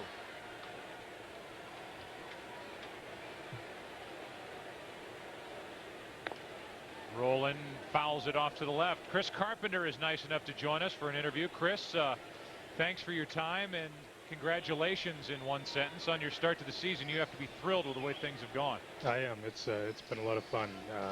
I didn't have a whole lot of expectations of what was going to happen coming into this season, but so far it's been great, and I'm going to continue to work hard, and I hope we can keep it going. You've got to be tired of the questions by now about the start of the season. I'm sure you want to look ahead and figure out where you're going, where this team's going, and it looks like both of you individually and this team, have good things to come. Absolutely. I think we've got a great team. Offensively, defensively, our bullpen's strong, and our starting pitching's been great. So I think if we continue to do the things that we're doing now, we're going to be fine. Chris, I'm sure you don't miss pitching against the A's or the other American League clubs with a DH. I don't. It's fun coming up and getting the pitcher once every couple of innings. It's a pretty easy out at times. I gave up the home run to Rush a couple starts ago, but it definitely gives you a break. But that's Glendon Rush. He's one of the greatest hitting pitchers of all time. We're all aware of that. Yeah. Hey, are you surprised at how hard you're throwing the ball at this point in the season? Has it come back faster than you thought it would? Again, like I've said all along, I didn't have any expectations. I didn't know what was going to happen. I didn't know what my stuff was going to be like. I didn't know, how my arm was going to feel. I knew that it felt good. I knew that there was no pain, but I didn't know about the strength there and the arm strength and what was going to happen. So again, it's been fun, and I don't know. I didn't know what to expect, and I'm just happy that it's there. Finally, we'll let you go after this last question. That is, as Edmonds takes a ball in the dirt, it seems to us that the forte of Dave Duncan as a pitching coach is getting a veteran and doing something here, something there to really make a difference. How has your experience been with Dave Duncan? It's been great. They have more information than probably anybody needs to know, and he's been great with me. We've tinkered with a few things with my mechanics and helped me get back to where I needed to be. And like I said, it's been a great experience, and hopefully we can continue to work. The All-Star game's in Houston on the 13th of July. Are you aware of that? I am. All right. Just keep that open. All right. All right. That's Chris Carpenter. Thanks, Chris, for the visit. All right. Thank you. As we play here in the bottom of the 6th, 2 balls and a strike on Jim Edmonds. You know what's interesting there is he may not have had any expectations, but the team did. Absolutely. And I think it's a real credit to the training staff and the medical staff of the Cardinals to know that Chris Carpenter had gotten to the point physically where a lot of the rehab work and the injury was behind him and great things were still in front of him, and they re-upped and they have him locked up for another year beyond this year. Well, I want to give Chris Carpenter a lot of credit because I think he could have gotten a much more lucrative contract elsewhere, but I think he felt a responsibility to the Cardinals for paying him all last year, trying to take him when they knew that they were hoping he wouldn't pitch until the second half. But as it turned out, he needed another procedure and missed all of last year. So give him some credit for feeling a responsibility to the team. Edmonds chased it. He likes it up. He homered on a high pitch in his first at bat. He's now 1 for 3.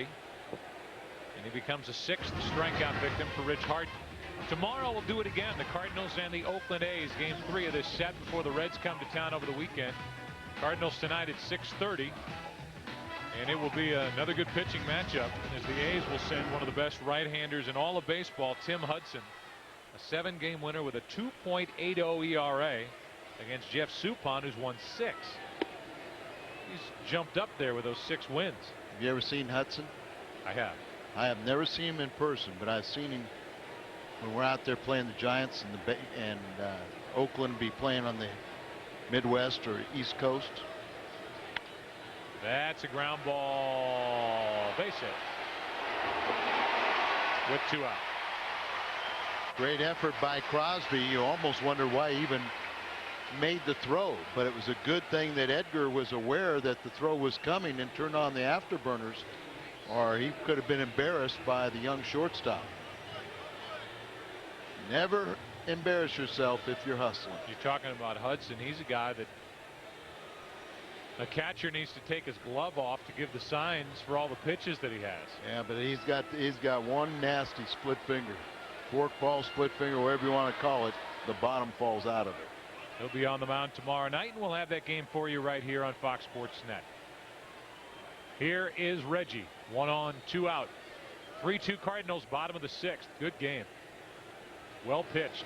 Well played. Strike 1. Cardinals this inning in particular have been going after Harden's pitch. They've been doing him a favor swinging at that high fastball. You got to get it down.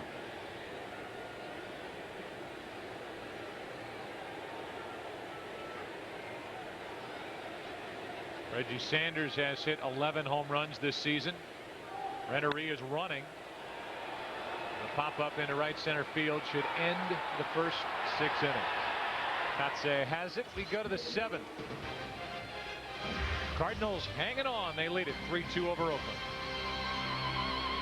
Team, we got a good one going here. 3-2 ball game, and we talk frequently about pitchers pitching up in the zone. Look at the left side. Jim Edmonds' home run. Now it's above the belt, but it's a high strike. That is where pitchers can get hurt. Where we talk about the high pitch above the strike zone, is the other example. You just saw Jim Edmonds strike out. That is the pitcher's pitch. That is what Mitchell Page is trying to get the Cardinal hitters to do. If you're going to swing at the fastball, it's got to be in the strike zone. Don't let it go above the strike zone. Here we go into the 7th, and Marquis is back for more, but unlike last night with Matt Morris on the mound pitching in a 1-run game, even though the Cardinals were on the short end, Tony La Russa has help getting ready in the bullpen. So any slip by Marquis and he is out, with Klein the lefty getting loose along with the right-hander Calero.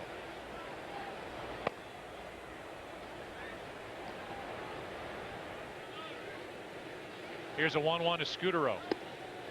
Got the corner, 1-2. You know, it's a little interesting, Joe, because you get the feeling last night where Matt Morris was getting better and better that it was a matter of time if the offense could come take the pressure off when he was trailing. really feels like the reverse tonight. It feels the reverse tonight, where Marquis had been so dominant prior to the 2 home runs last inning, where now you feel like this is a precarious 1-run lead, where yesterday you felt pretty comfortable being down by 1. Well, hopefully that'll help. Can't hurt. 1 out. Scudero is 0 for 3. Isringhausen came on to get the old 1-out save last night. But the bullpen is certainly rested and ready to go and has been very effective. You look at the numbers, the ERA. 7th inning on, and he's working here in the 7th, 1 out. And Herman is the hitter. It just worked out with the batting order that as Marquis is working in the 7th, he's dealing with the bottom 3 in the order, and maybe that can get him through 7 tonight. Strike 1, still throwing 94. And that is mentally a big plus for Marquis to know you're at the bottom 3. It'll be 7-8 and then a pinch hitter, it looks like, if Herman gets on with a bullpen busy for Oakland. Still have to execute. Oh, almost got the corner. Very close pitch right there.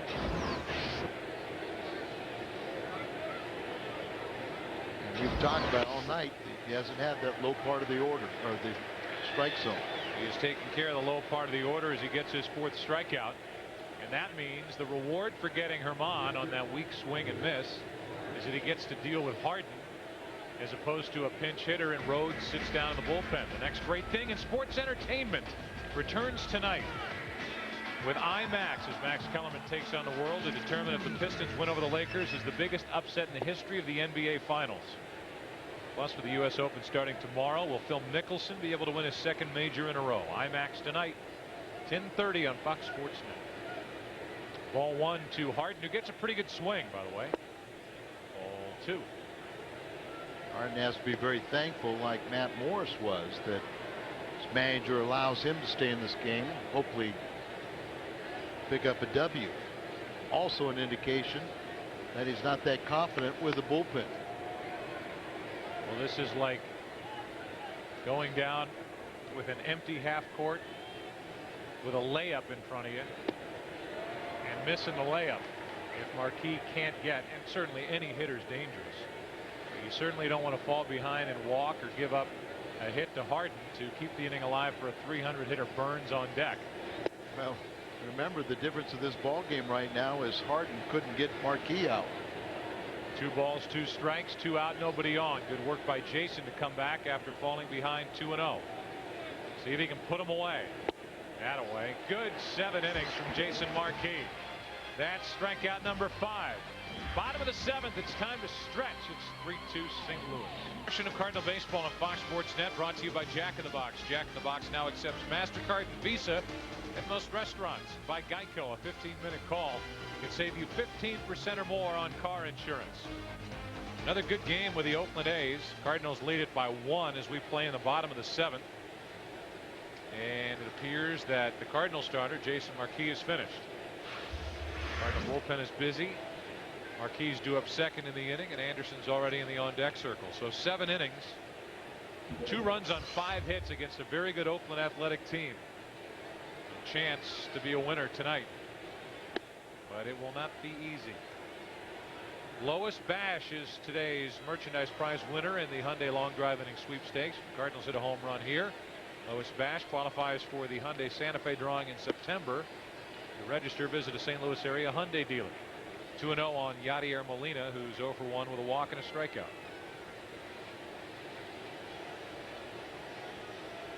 In the 7 solid innings by Marquis, struck out 5. And he walked only 1. That was big. Well, I'm trying to go by memory. And I think all season long, with all the home runs the Cardinals have hit, I think only about 1 have been in our Hyundai inning. So right now it's a drawing of 1. Of 1. Here's the key. 3 balls and a strike. Molina's hitting 206. And he draws a leadoff walk. That's nice. We'll see if the Cardinals stay with Anderson or if they have somebody go up there and sacrifice. They will stay with Marlon Anderson. What's on Tap is brought to you by Budweiser. Grab a cold fresh Budweiser. It's game time. Tomorrow night, Cardinals tonight, 6:30. Tim Hudson, Jeff Suppan, right here on Fox Sports Net. Will it be the Cardinals going for the sweep, or will it be the rubber game of the series? Second walk issued by Harden. Both of them to Molina. This could have been a spot where in days past it would be So Taguchi up there to bunt. But So is down in Memphis. And the Cardinals needed to call up. And the throw goes over to first, and Molina will get a long look from Harden as they try to keep him close. Well, I think that was really to see if Marlon gives away what the intent is. He's the Cardinals' best pinch hitter.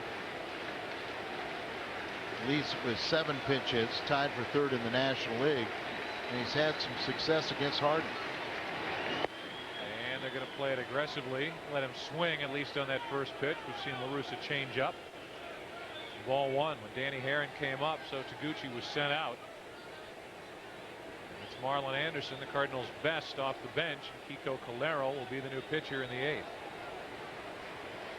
Against the top of the order, Burns, Kotze, and Dye. Another runner 6 would be nice. Harden's getting wild, 2-0. I get the bullpen a little more aggressive for the A's.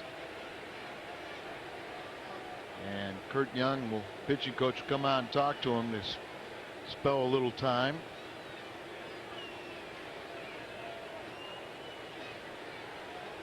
So while they visit, we'll remind you this copyrighted telecast presented by authority of the St. Louis Cardinals LLC and may not be reproduced or retransmitted in any form, and the accounts and descriptions of the game may not be disseminated without the express written consent of the St. Louis Cardinals LLC. And Cardinal Baseball is always a production of Bud Sports, and it is an exclusive presentation of Fox Sports Net. Bradford, the right-hander who gets work almost every day, and Arthur Rhodes, the lefty.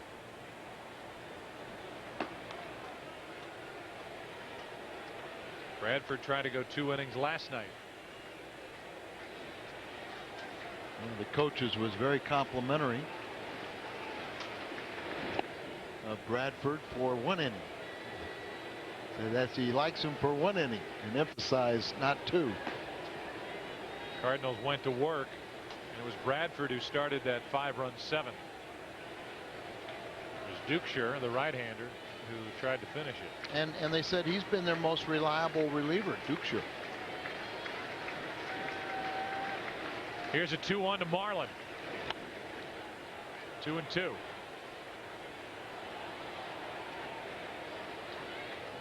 I haven't seen many 95, 96 mile an hour fastballs lately from Harden. Marquis was hitting 94 in the top of this 7th. The last couple of fastballs have been 90. Let's see if he still has that one with extra juice on it left. Got him on the outside corner. 1 on, 1 out. 7 strikeouts for Harden. Some of the crowd behind home plate thought this ball was outside. I'm sure Anderson thought so, but too close to take with 2 strikes. And we're going to have a pitching change. You get a better look here. I can understand Marlin's frustration. Harden was happy to get it, and that'll be the end of the night. Harden got into the 7th. Rhodes, the left-hander, will come in with Womack and Cedeno coming up.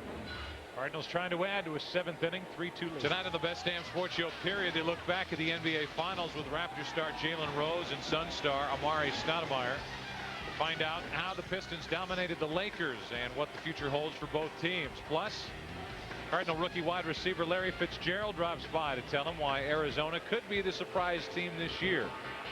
Catch the Best Damn Sports Show period tonight at 11 only on Fox Sports Net. Marquis talking with Matheny. Marquis finished, and so's Rich Harden, the starter for Oakland, as the A's make a call to the bullpen, brought to you by the St. Louis Renaissance Grand Hotel. They call on the veteran Arthur Rhodes. He truly is a veteran, but he's supposed to be their closer. Coming into the season, he was an outstanding setup man. He did have 17 career saves. He has 9 saves this year in 14 save opportunities. Look at 5 home runs already allowed in 25 plus innings. So kind of mixed right now why they brought him in, and part of it is to get him straightened out. Womack now with Cedeno next. 1 on, 1 out.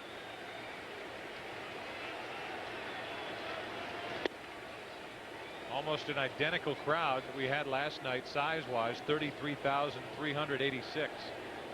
We had 33,000 plus last night. They were treated last night. Tonight's been a good game. Who wins it? Find out here soon. Here's a 1-0 to Womack. Ball and a strike. Looks like the Cardinals are going to have to win to stay 2 games up on Chicago and Cincinnati. Chicago won 4-1 at Houston. Cincinnati is up 7-3 at home over Texas. That's just wide. 2-1. Arthur Rhodes, last 4 years he was with Seattle as a setup man. Good career with Baltimore prior to that. Signed a 3-year contract with the A's as a free agent.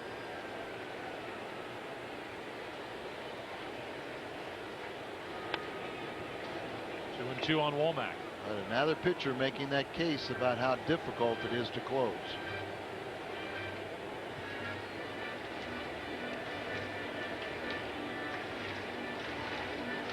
They are spread out in the outfield for Womack.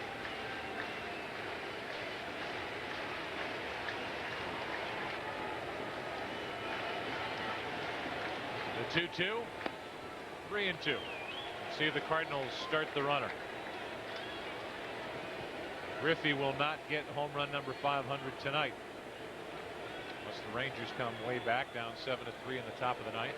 If he doesn't get it tomorrow, he'd be in line for it right here at Busch Stadium over the weekend. 1 on, 1 out. 3-2 pitch. Womack with a base hit down the left field line. Molina will hold at second. 2 on, 1 out. First hit for Womack. What you love is to have a small guy understand his strengths. It's foot speed and hit the ball in the line. Don't get underneath balls and hit it in the air. Do what he's doing right there. Defensively they had him play perfectly, and so Molina can only go 90 feet, but a good scoring opportunity with 1 out. Molina is not very quick at all, though. 2 on, 1 out, and a good rip by Cedeno.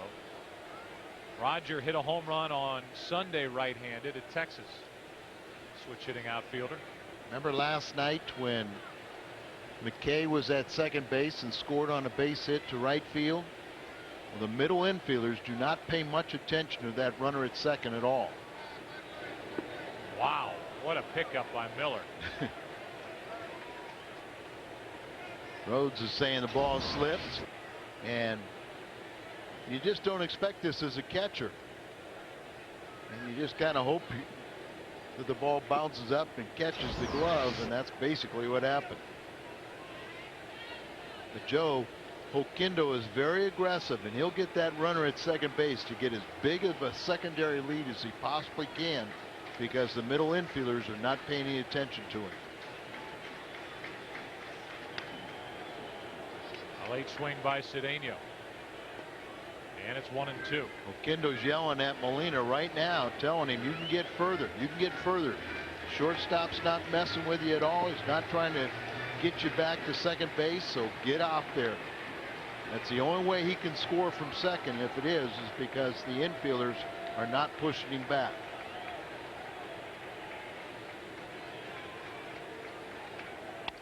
Cedeno grounds to short. 6, 4, 3. Womack tried to break it up, could not, and Pujols is left standing in the on-deck circle. We go to the 8th. Calero takes over. 3-2 Cardinals. You're watching Fox Sports Net. 3-2. The Cardinals lead it. Mike Matheny gets a little work warming up the new pitcher, Kiko Calero, but right now we look back at the starting pitcher. Bank of America higher standards. And the night for Jason Marquis, very good. The difference right now, the score is this 2-run double off the bat of Jason Marquis, but that wasn't his only contribution tonight. He pitched extremely well. He had the fastball with good action on it, sinking. That's the one he wants to show you. He had the breaking ball going also. You know, this was his 13th start, and he now has 9 quality starts during that time. He's averaging over 100 pitches per start, 113 tonight. The Cardinals will turn it over to the effective bullpen. Call to the bullpen is brought to you by St. Louis Renaissance Grand Hotel. Kiko Calero's first out of that pen, and he will not be the last. Steve Klein is getting ready. If it stays like this next inning, you'll see Isringhausen. Kiko has pitched very effectively his 13th game. He's been credited with holds in 5 of his last 6 outings, allowing just 1 hit in 7 2/3 innings while striking out 7 and allowing no walks. Marlin stays in the game, so he is stays in that 9th spot of the batting order, and Calero's at the number 1. Frank and Jen Trusty from Jonesboro, Arkansas are here tonight, celebrating their 50th wedding anniversary. Eric Burns is first up, top of the order against Calero, who's come up with some key innings this season and done so at the expense of the Houston Astros more times than not. Now he tries to get the Oakland A's. The 0-1 to Burns as these guys get their first look at him, and he is not easy to pick up. Calero. Very deceptive with his motion, a breaking ball that produces some of the funkiest swings from major league hitters. And as you say, with seeing him the first time, he's very tough. And he makes quick work of Eric Burns. Good start to the inning, 1 out. Kiko is very deceptive with that motion. Short arms it, throws it behind, wraps it behind his back, and your hitter just doesn't get a look at it, and then it breaks on you, and that's a swing that's totally out of control. Kotze now. A home run last night. He's 1 out of 3 tonight.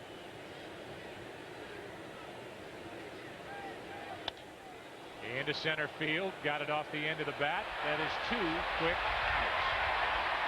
And Jermaine Dye will bat with the bases empty. One of the Cardinals' exclusive deluxe suites has become available for Tuesday night, next Tuesday against the Cubs. The deluxe suite includes 12 tickets and is stocked with Bud and Bud Light, Coca-Cola, and snacks. Enjoy baseball's best rivalry and style from an air-conditioned suite. The suite will not be around long, so call today, 425-0600. And that's against the Cubs of all teams. Yeah, there's good seats. The Knicks series, the last one the Cubs are in town, and it's standing room only. So if you want to see the Cubs, recommend you come next week. Tuesday, Wednesday, Thursday. First pitch, a strike to Jermaine Dye. 2 out, nobody on. Jermaine homered. Last time up. He and Hatteberg went back to back.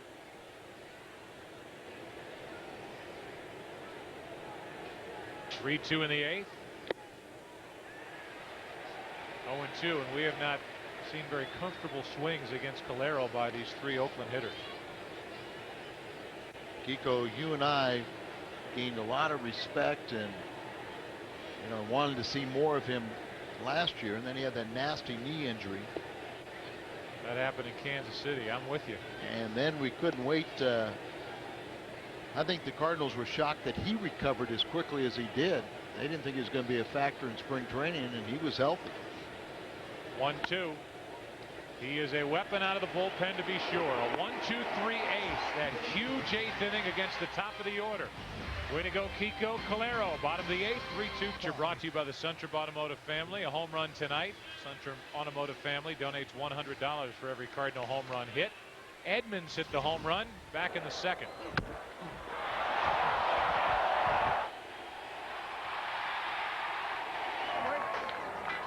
That away, Jimmy.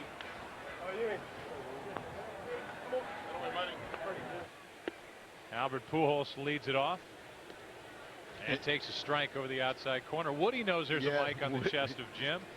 Out of way, Jimmy. Lean over his shoulder. That's backing out of play. 0-2 from Rhodes to Albert. Pujols is 0 for 3. Rolen will follow. He's 0 for 3. Edmonds has a home run, and the other 2 RBIs belong to Marquis, who's trying to do it all tonight. And if he gets the win, he will appreciate the work done by the bullpen. Calero got through a 1-2-3/8. And Isringhausen will work in the 9th.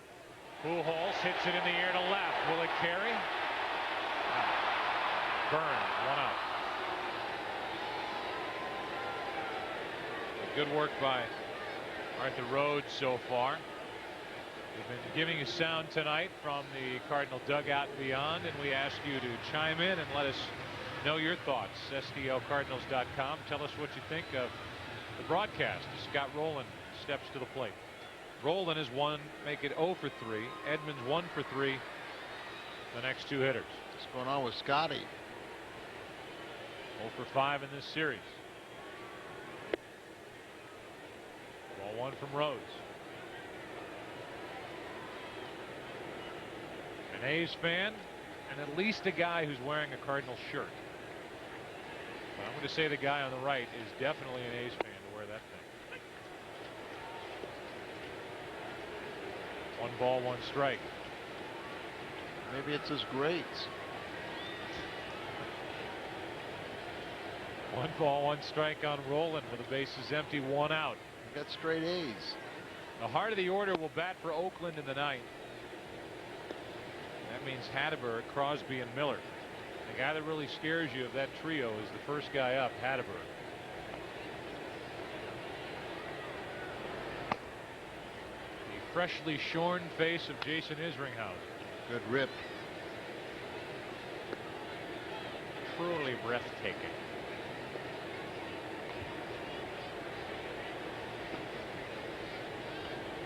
He missed a little spot. That's what the kids are doing these days. Here's a 2-2 to Rolen. Still 2-2. Arthur Rhodes getting it up there at 95.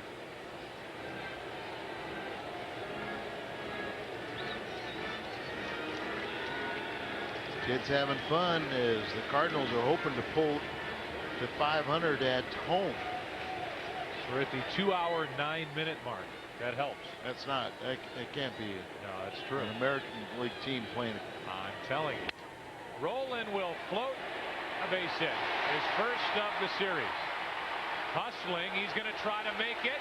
That's a hustling double. Eric Burns, you have just been punked. He's a Cardinal fan.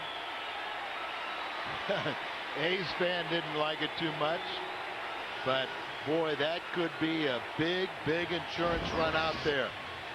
Scott Rolen, he broke his bat. I think he did on that pitch there, looping over the head of the shortstop. And don't ever take anything for granted. Leaving the batter's box thinking too, and he beat the defense. That gives Edmonds an RBI chance and/or Renteria. You make plays like that, you become a hero with Cardinal fans.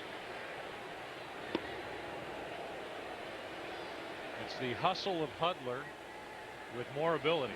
You know, Rex Hudler was the first one that ever introduced me to Scott Rolen in his rookie season. And Hud would appreciate. Hud ran until they tagged him out. Absolutely.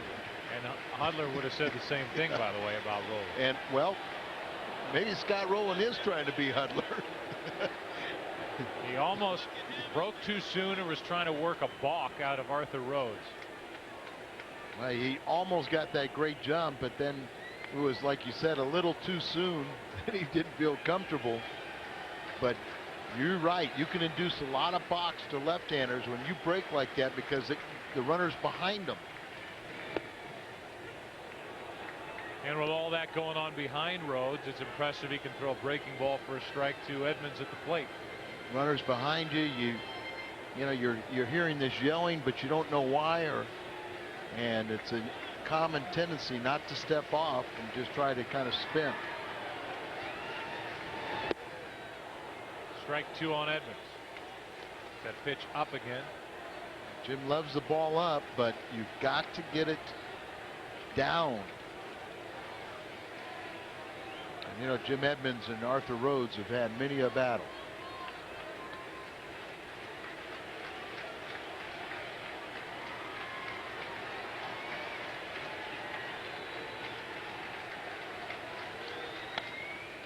Edmonds was wearing an Angels uniform at the time, and Rhodes was wearing a Baltimore uniform at the time.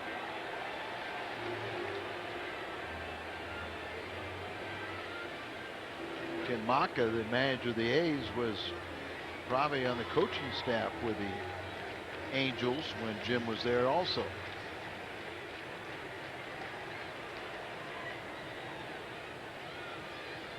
A ball and 2 strikes, rolling at second. He forced his way to second, 1 out. Good base running by Roland, not to get caught. Out at first is Edmonds. It's up to Renteria. Midwest Sports Report coming up after this game, and Carroll will talk to one of tonight's stars live after the final out. Continue their conversation with Chris Pronger. Jim Hayes on how John Mabry is proving you can go home again and then again. I added that extra again, Al. That's tonight right after the game. Midwest Sports Report. I didn't realize he had been back. Yeah, this is a third time. It was a very brief stop. Pit stop in between, right? Bounced around. Seattle, Philadelphia. With Oakland. Runner at second, 2 out. Renteria. Would this be a big run to drive in?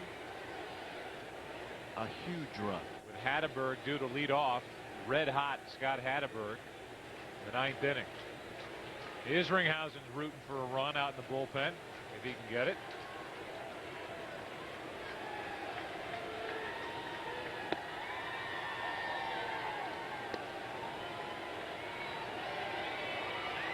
Now the count 2-0. Rhodes does not have to give in to Renteria with Reggie Sanders on deck. And now they're just going to put Renteria on base with an intentional pass and leave it up to Reggie.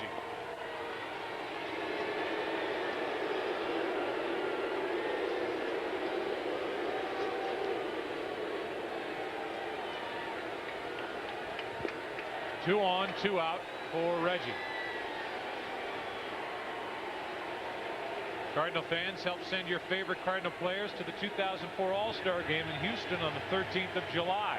Like him. Log on and vote, STLCardinals.com. Baseball is always on STLCardinals.com, and the crowd wants Reggie to deliver. This is why all visiting players are in awe of playing at Busch Stadium in front of the great Cardinal fans, is that they can find different ways to make their presence be known. Ball 1. Very supportive. They appreciate the hustle. Play Reggie around to the straightaway and left, but play him to hit to right and right center.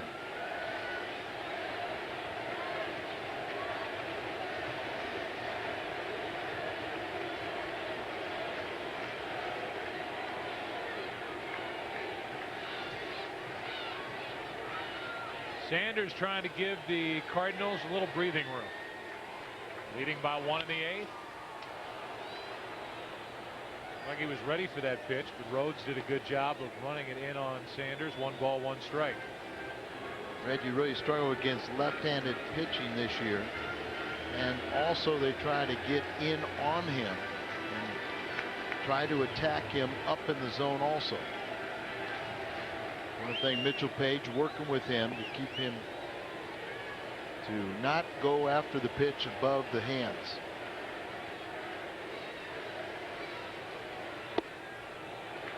Two and 1. This place, 33,386, would come to life if Reggie can deliver here. And if you're going to deliver, why not make it big? He has hit 11 home runs.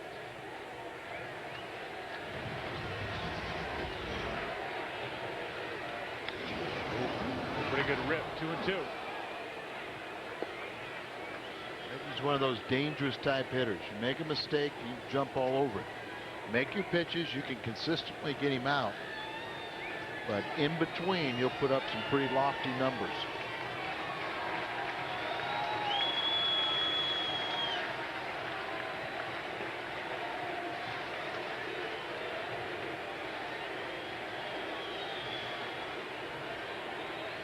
Sanders with 30 RBIs this season. 2 on, 2 out, 2-2 pitch.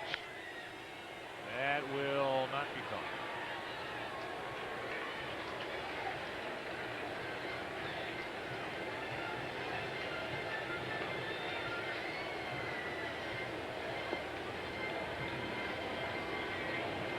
Mentioned earlier, Arthur Rhodes has allowed 5 home runs. Just over almost quite 5+ innings per home run.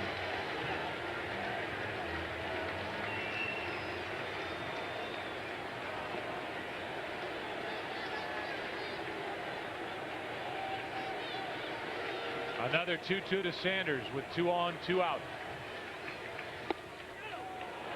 Rhodes started to walk away. Instead, it's ball 3, and the runners will get a head start. Tony can't complain about any pitch because Reggie still has life. That the down portion of the strike zone has not been called all night. These fans now.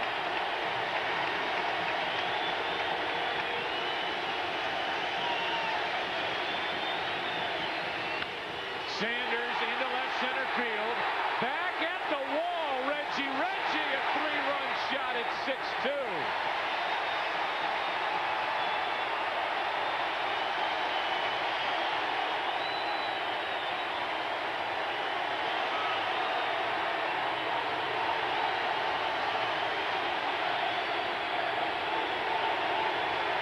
Arthur Rhodes is getting on the home plate umpire after that 2-2 pitch was called a ball.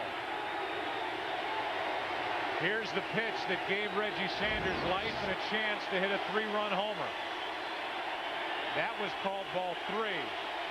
He's going to get thrown out of this game if he hasn't already, but you can't say anything after you give up a 3-run home run. Another pitch right there. It's down, and he got it all. And these fans are loving it now, and he has been tossed.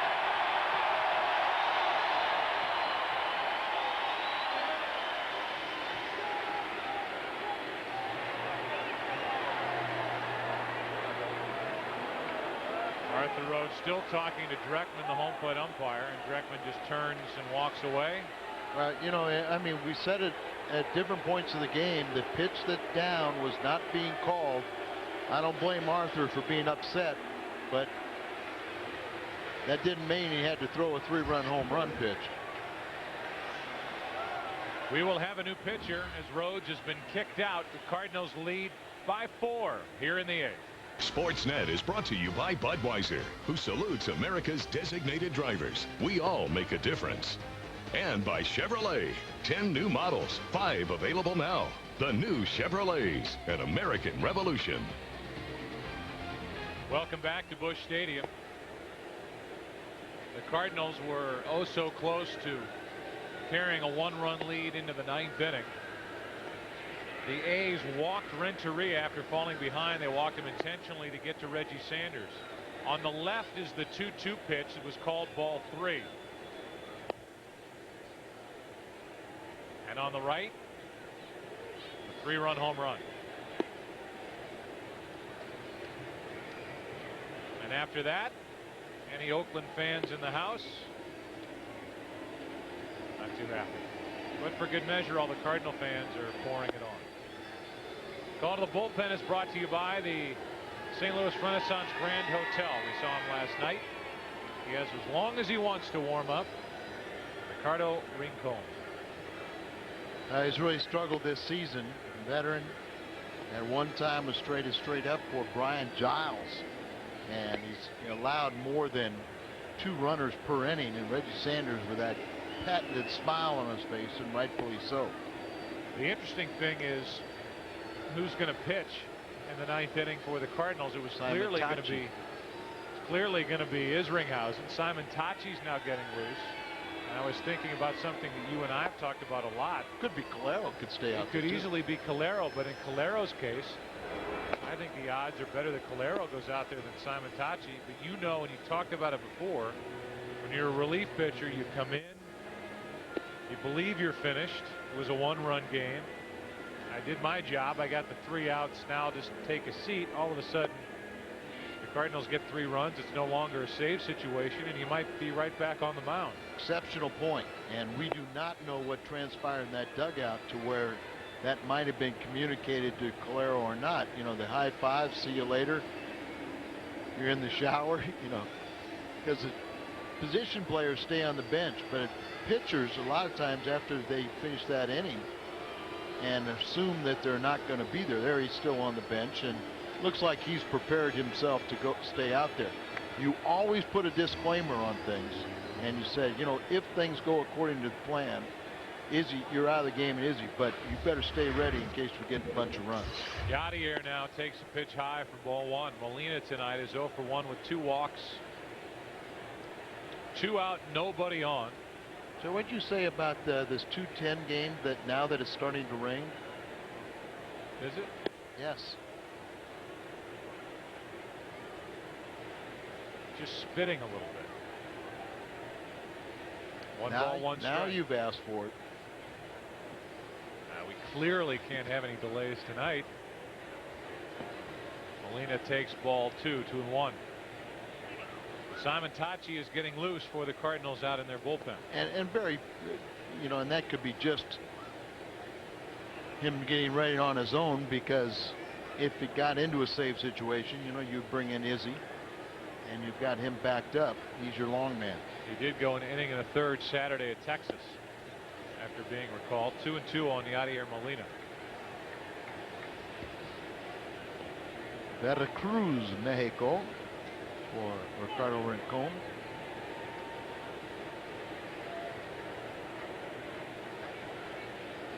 Not only does Reggie always smile, the guys around him always smile. Morris and Cedeno, base hit. Molina.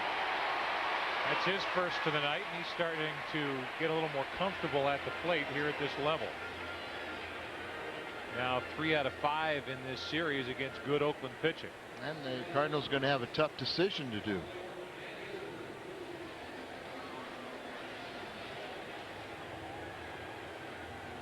Jason Marquis is standing by for a quick chat. Jason, Joe Buck and Al Roboski with you in the booth. Congratulations. You have to be really pleased after a 10-day layoff to come back and pitch the way you pitched tonight. Oh, definitely. You know, I was a little antsy. You know, anytime you miss a start, you're disappointed. But, you know, I wanted to make sure I was healthy. Tony, Duncan, the medical staff, I think, made the right choice. And, you know, I was looking forward to this start. When you wake up in the morning, will you think about the 7 innings, 2 runs on 5 hits, or will you think about the 2-out, 2-run double? I don't know. That's a tough question. You know, hitting I love to do, but obviously pitching is my job. The hitting's a bonus. I'm glad that, you know, it helped me possibly get a win. Jason, how about the 2 home runs you allowed? They were back-to-back after a strikeout. Do you think you got out of your realm trying to power the ball by someone? No, actually, you know, I got behind on Jermaine, and you know, I just wanted to make a good pitch down, and unfortunately, I left the ball up. Some nights you're going to get away with it, and you know, he put a good swing on it. And, you know, the guy's strong enough to you know, put that ball over the fence. And same thing with Hatterberg. You know, I threw a good pitch the pitch before, and I tried to make the next one a little bit better, and unfortunately, I left it up, and he did the same thing. So yeah, I was a little upset about that, but there was still a lot of game left. You guys have to feel awfully good as a rotation to be able to turn games over to your bullpen. Oh, definitely. Our bullpen has done a great job this year.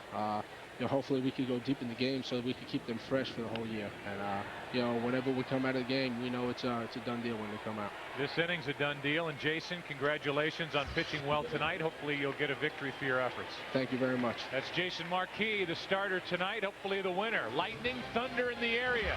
It's sprinkling.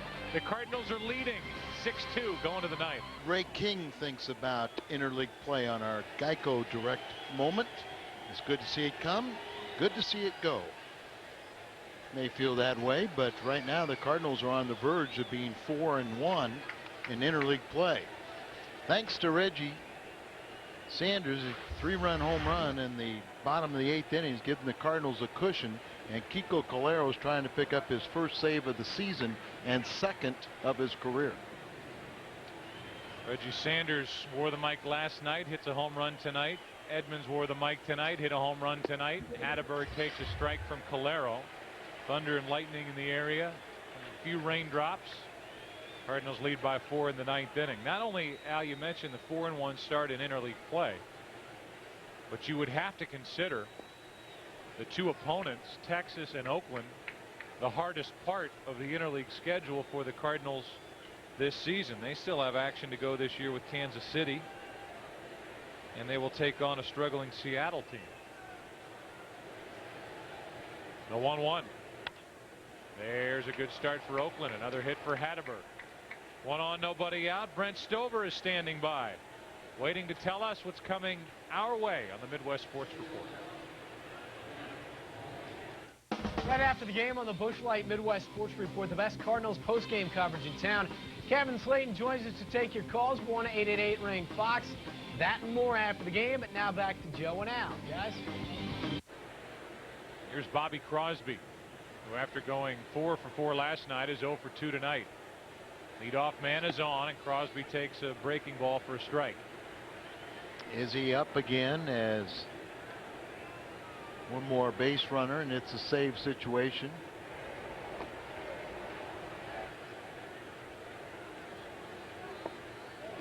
Crosby asked for an appeal. They didn't even ask. Can't believe the bench is not yelling out there. A huge home run hit by Reggie Sanders in the bottom of the 8th. A 2-out 3-run shot has given the Cardinals a 4-run cushion. That's a little high. 2-1. You just get the feeling that any second now the skies are going to open up and it's going to just pour. You've heard so much about that 25-inning game in Cardinal history in New York. Sure. And I'm sure your dad told you about the interesting bus ride from New York to Philadelphia the next day, where the bus driver was kidnapped on 2nd Avenue for 2 hours as into a little tavern for Anheuser-Busch products and sandwiches by the goofballs. He was on that bus. He was not the goofballs. Here's the 3-1. There's a strike. But the point of my story is the next night, the first night in Philadelphia, we're in the top of the 17th inning. Scored 5 runs. And before they could get the final out against the Cardinals, the visiting team, the rains came and had a 2.5-hour rain delay. Here's a 3-2 pitch. That might help. Little room service hop. 4-6-3. Double play, 2 out, nobody on. That might help this game beat the rain. Our play of the game is brought to you by Bud Light. Fresh, smooth, real. It's all here. He went up to get one in the 2nd and did this.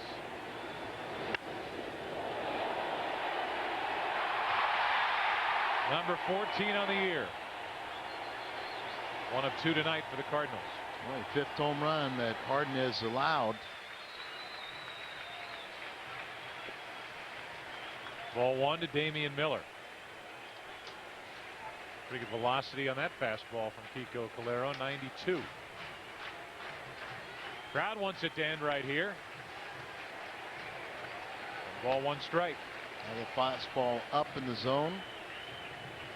Kiko, he wants it too.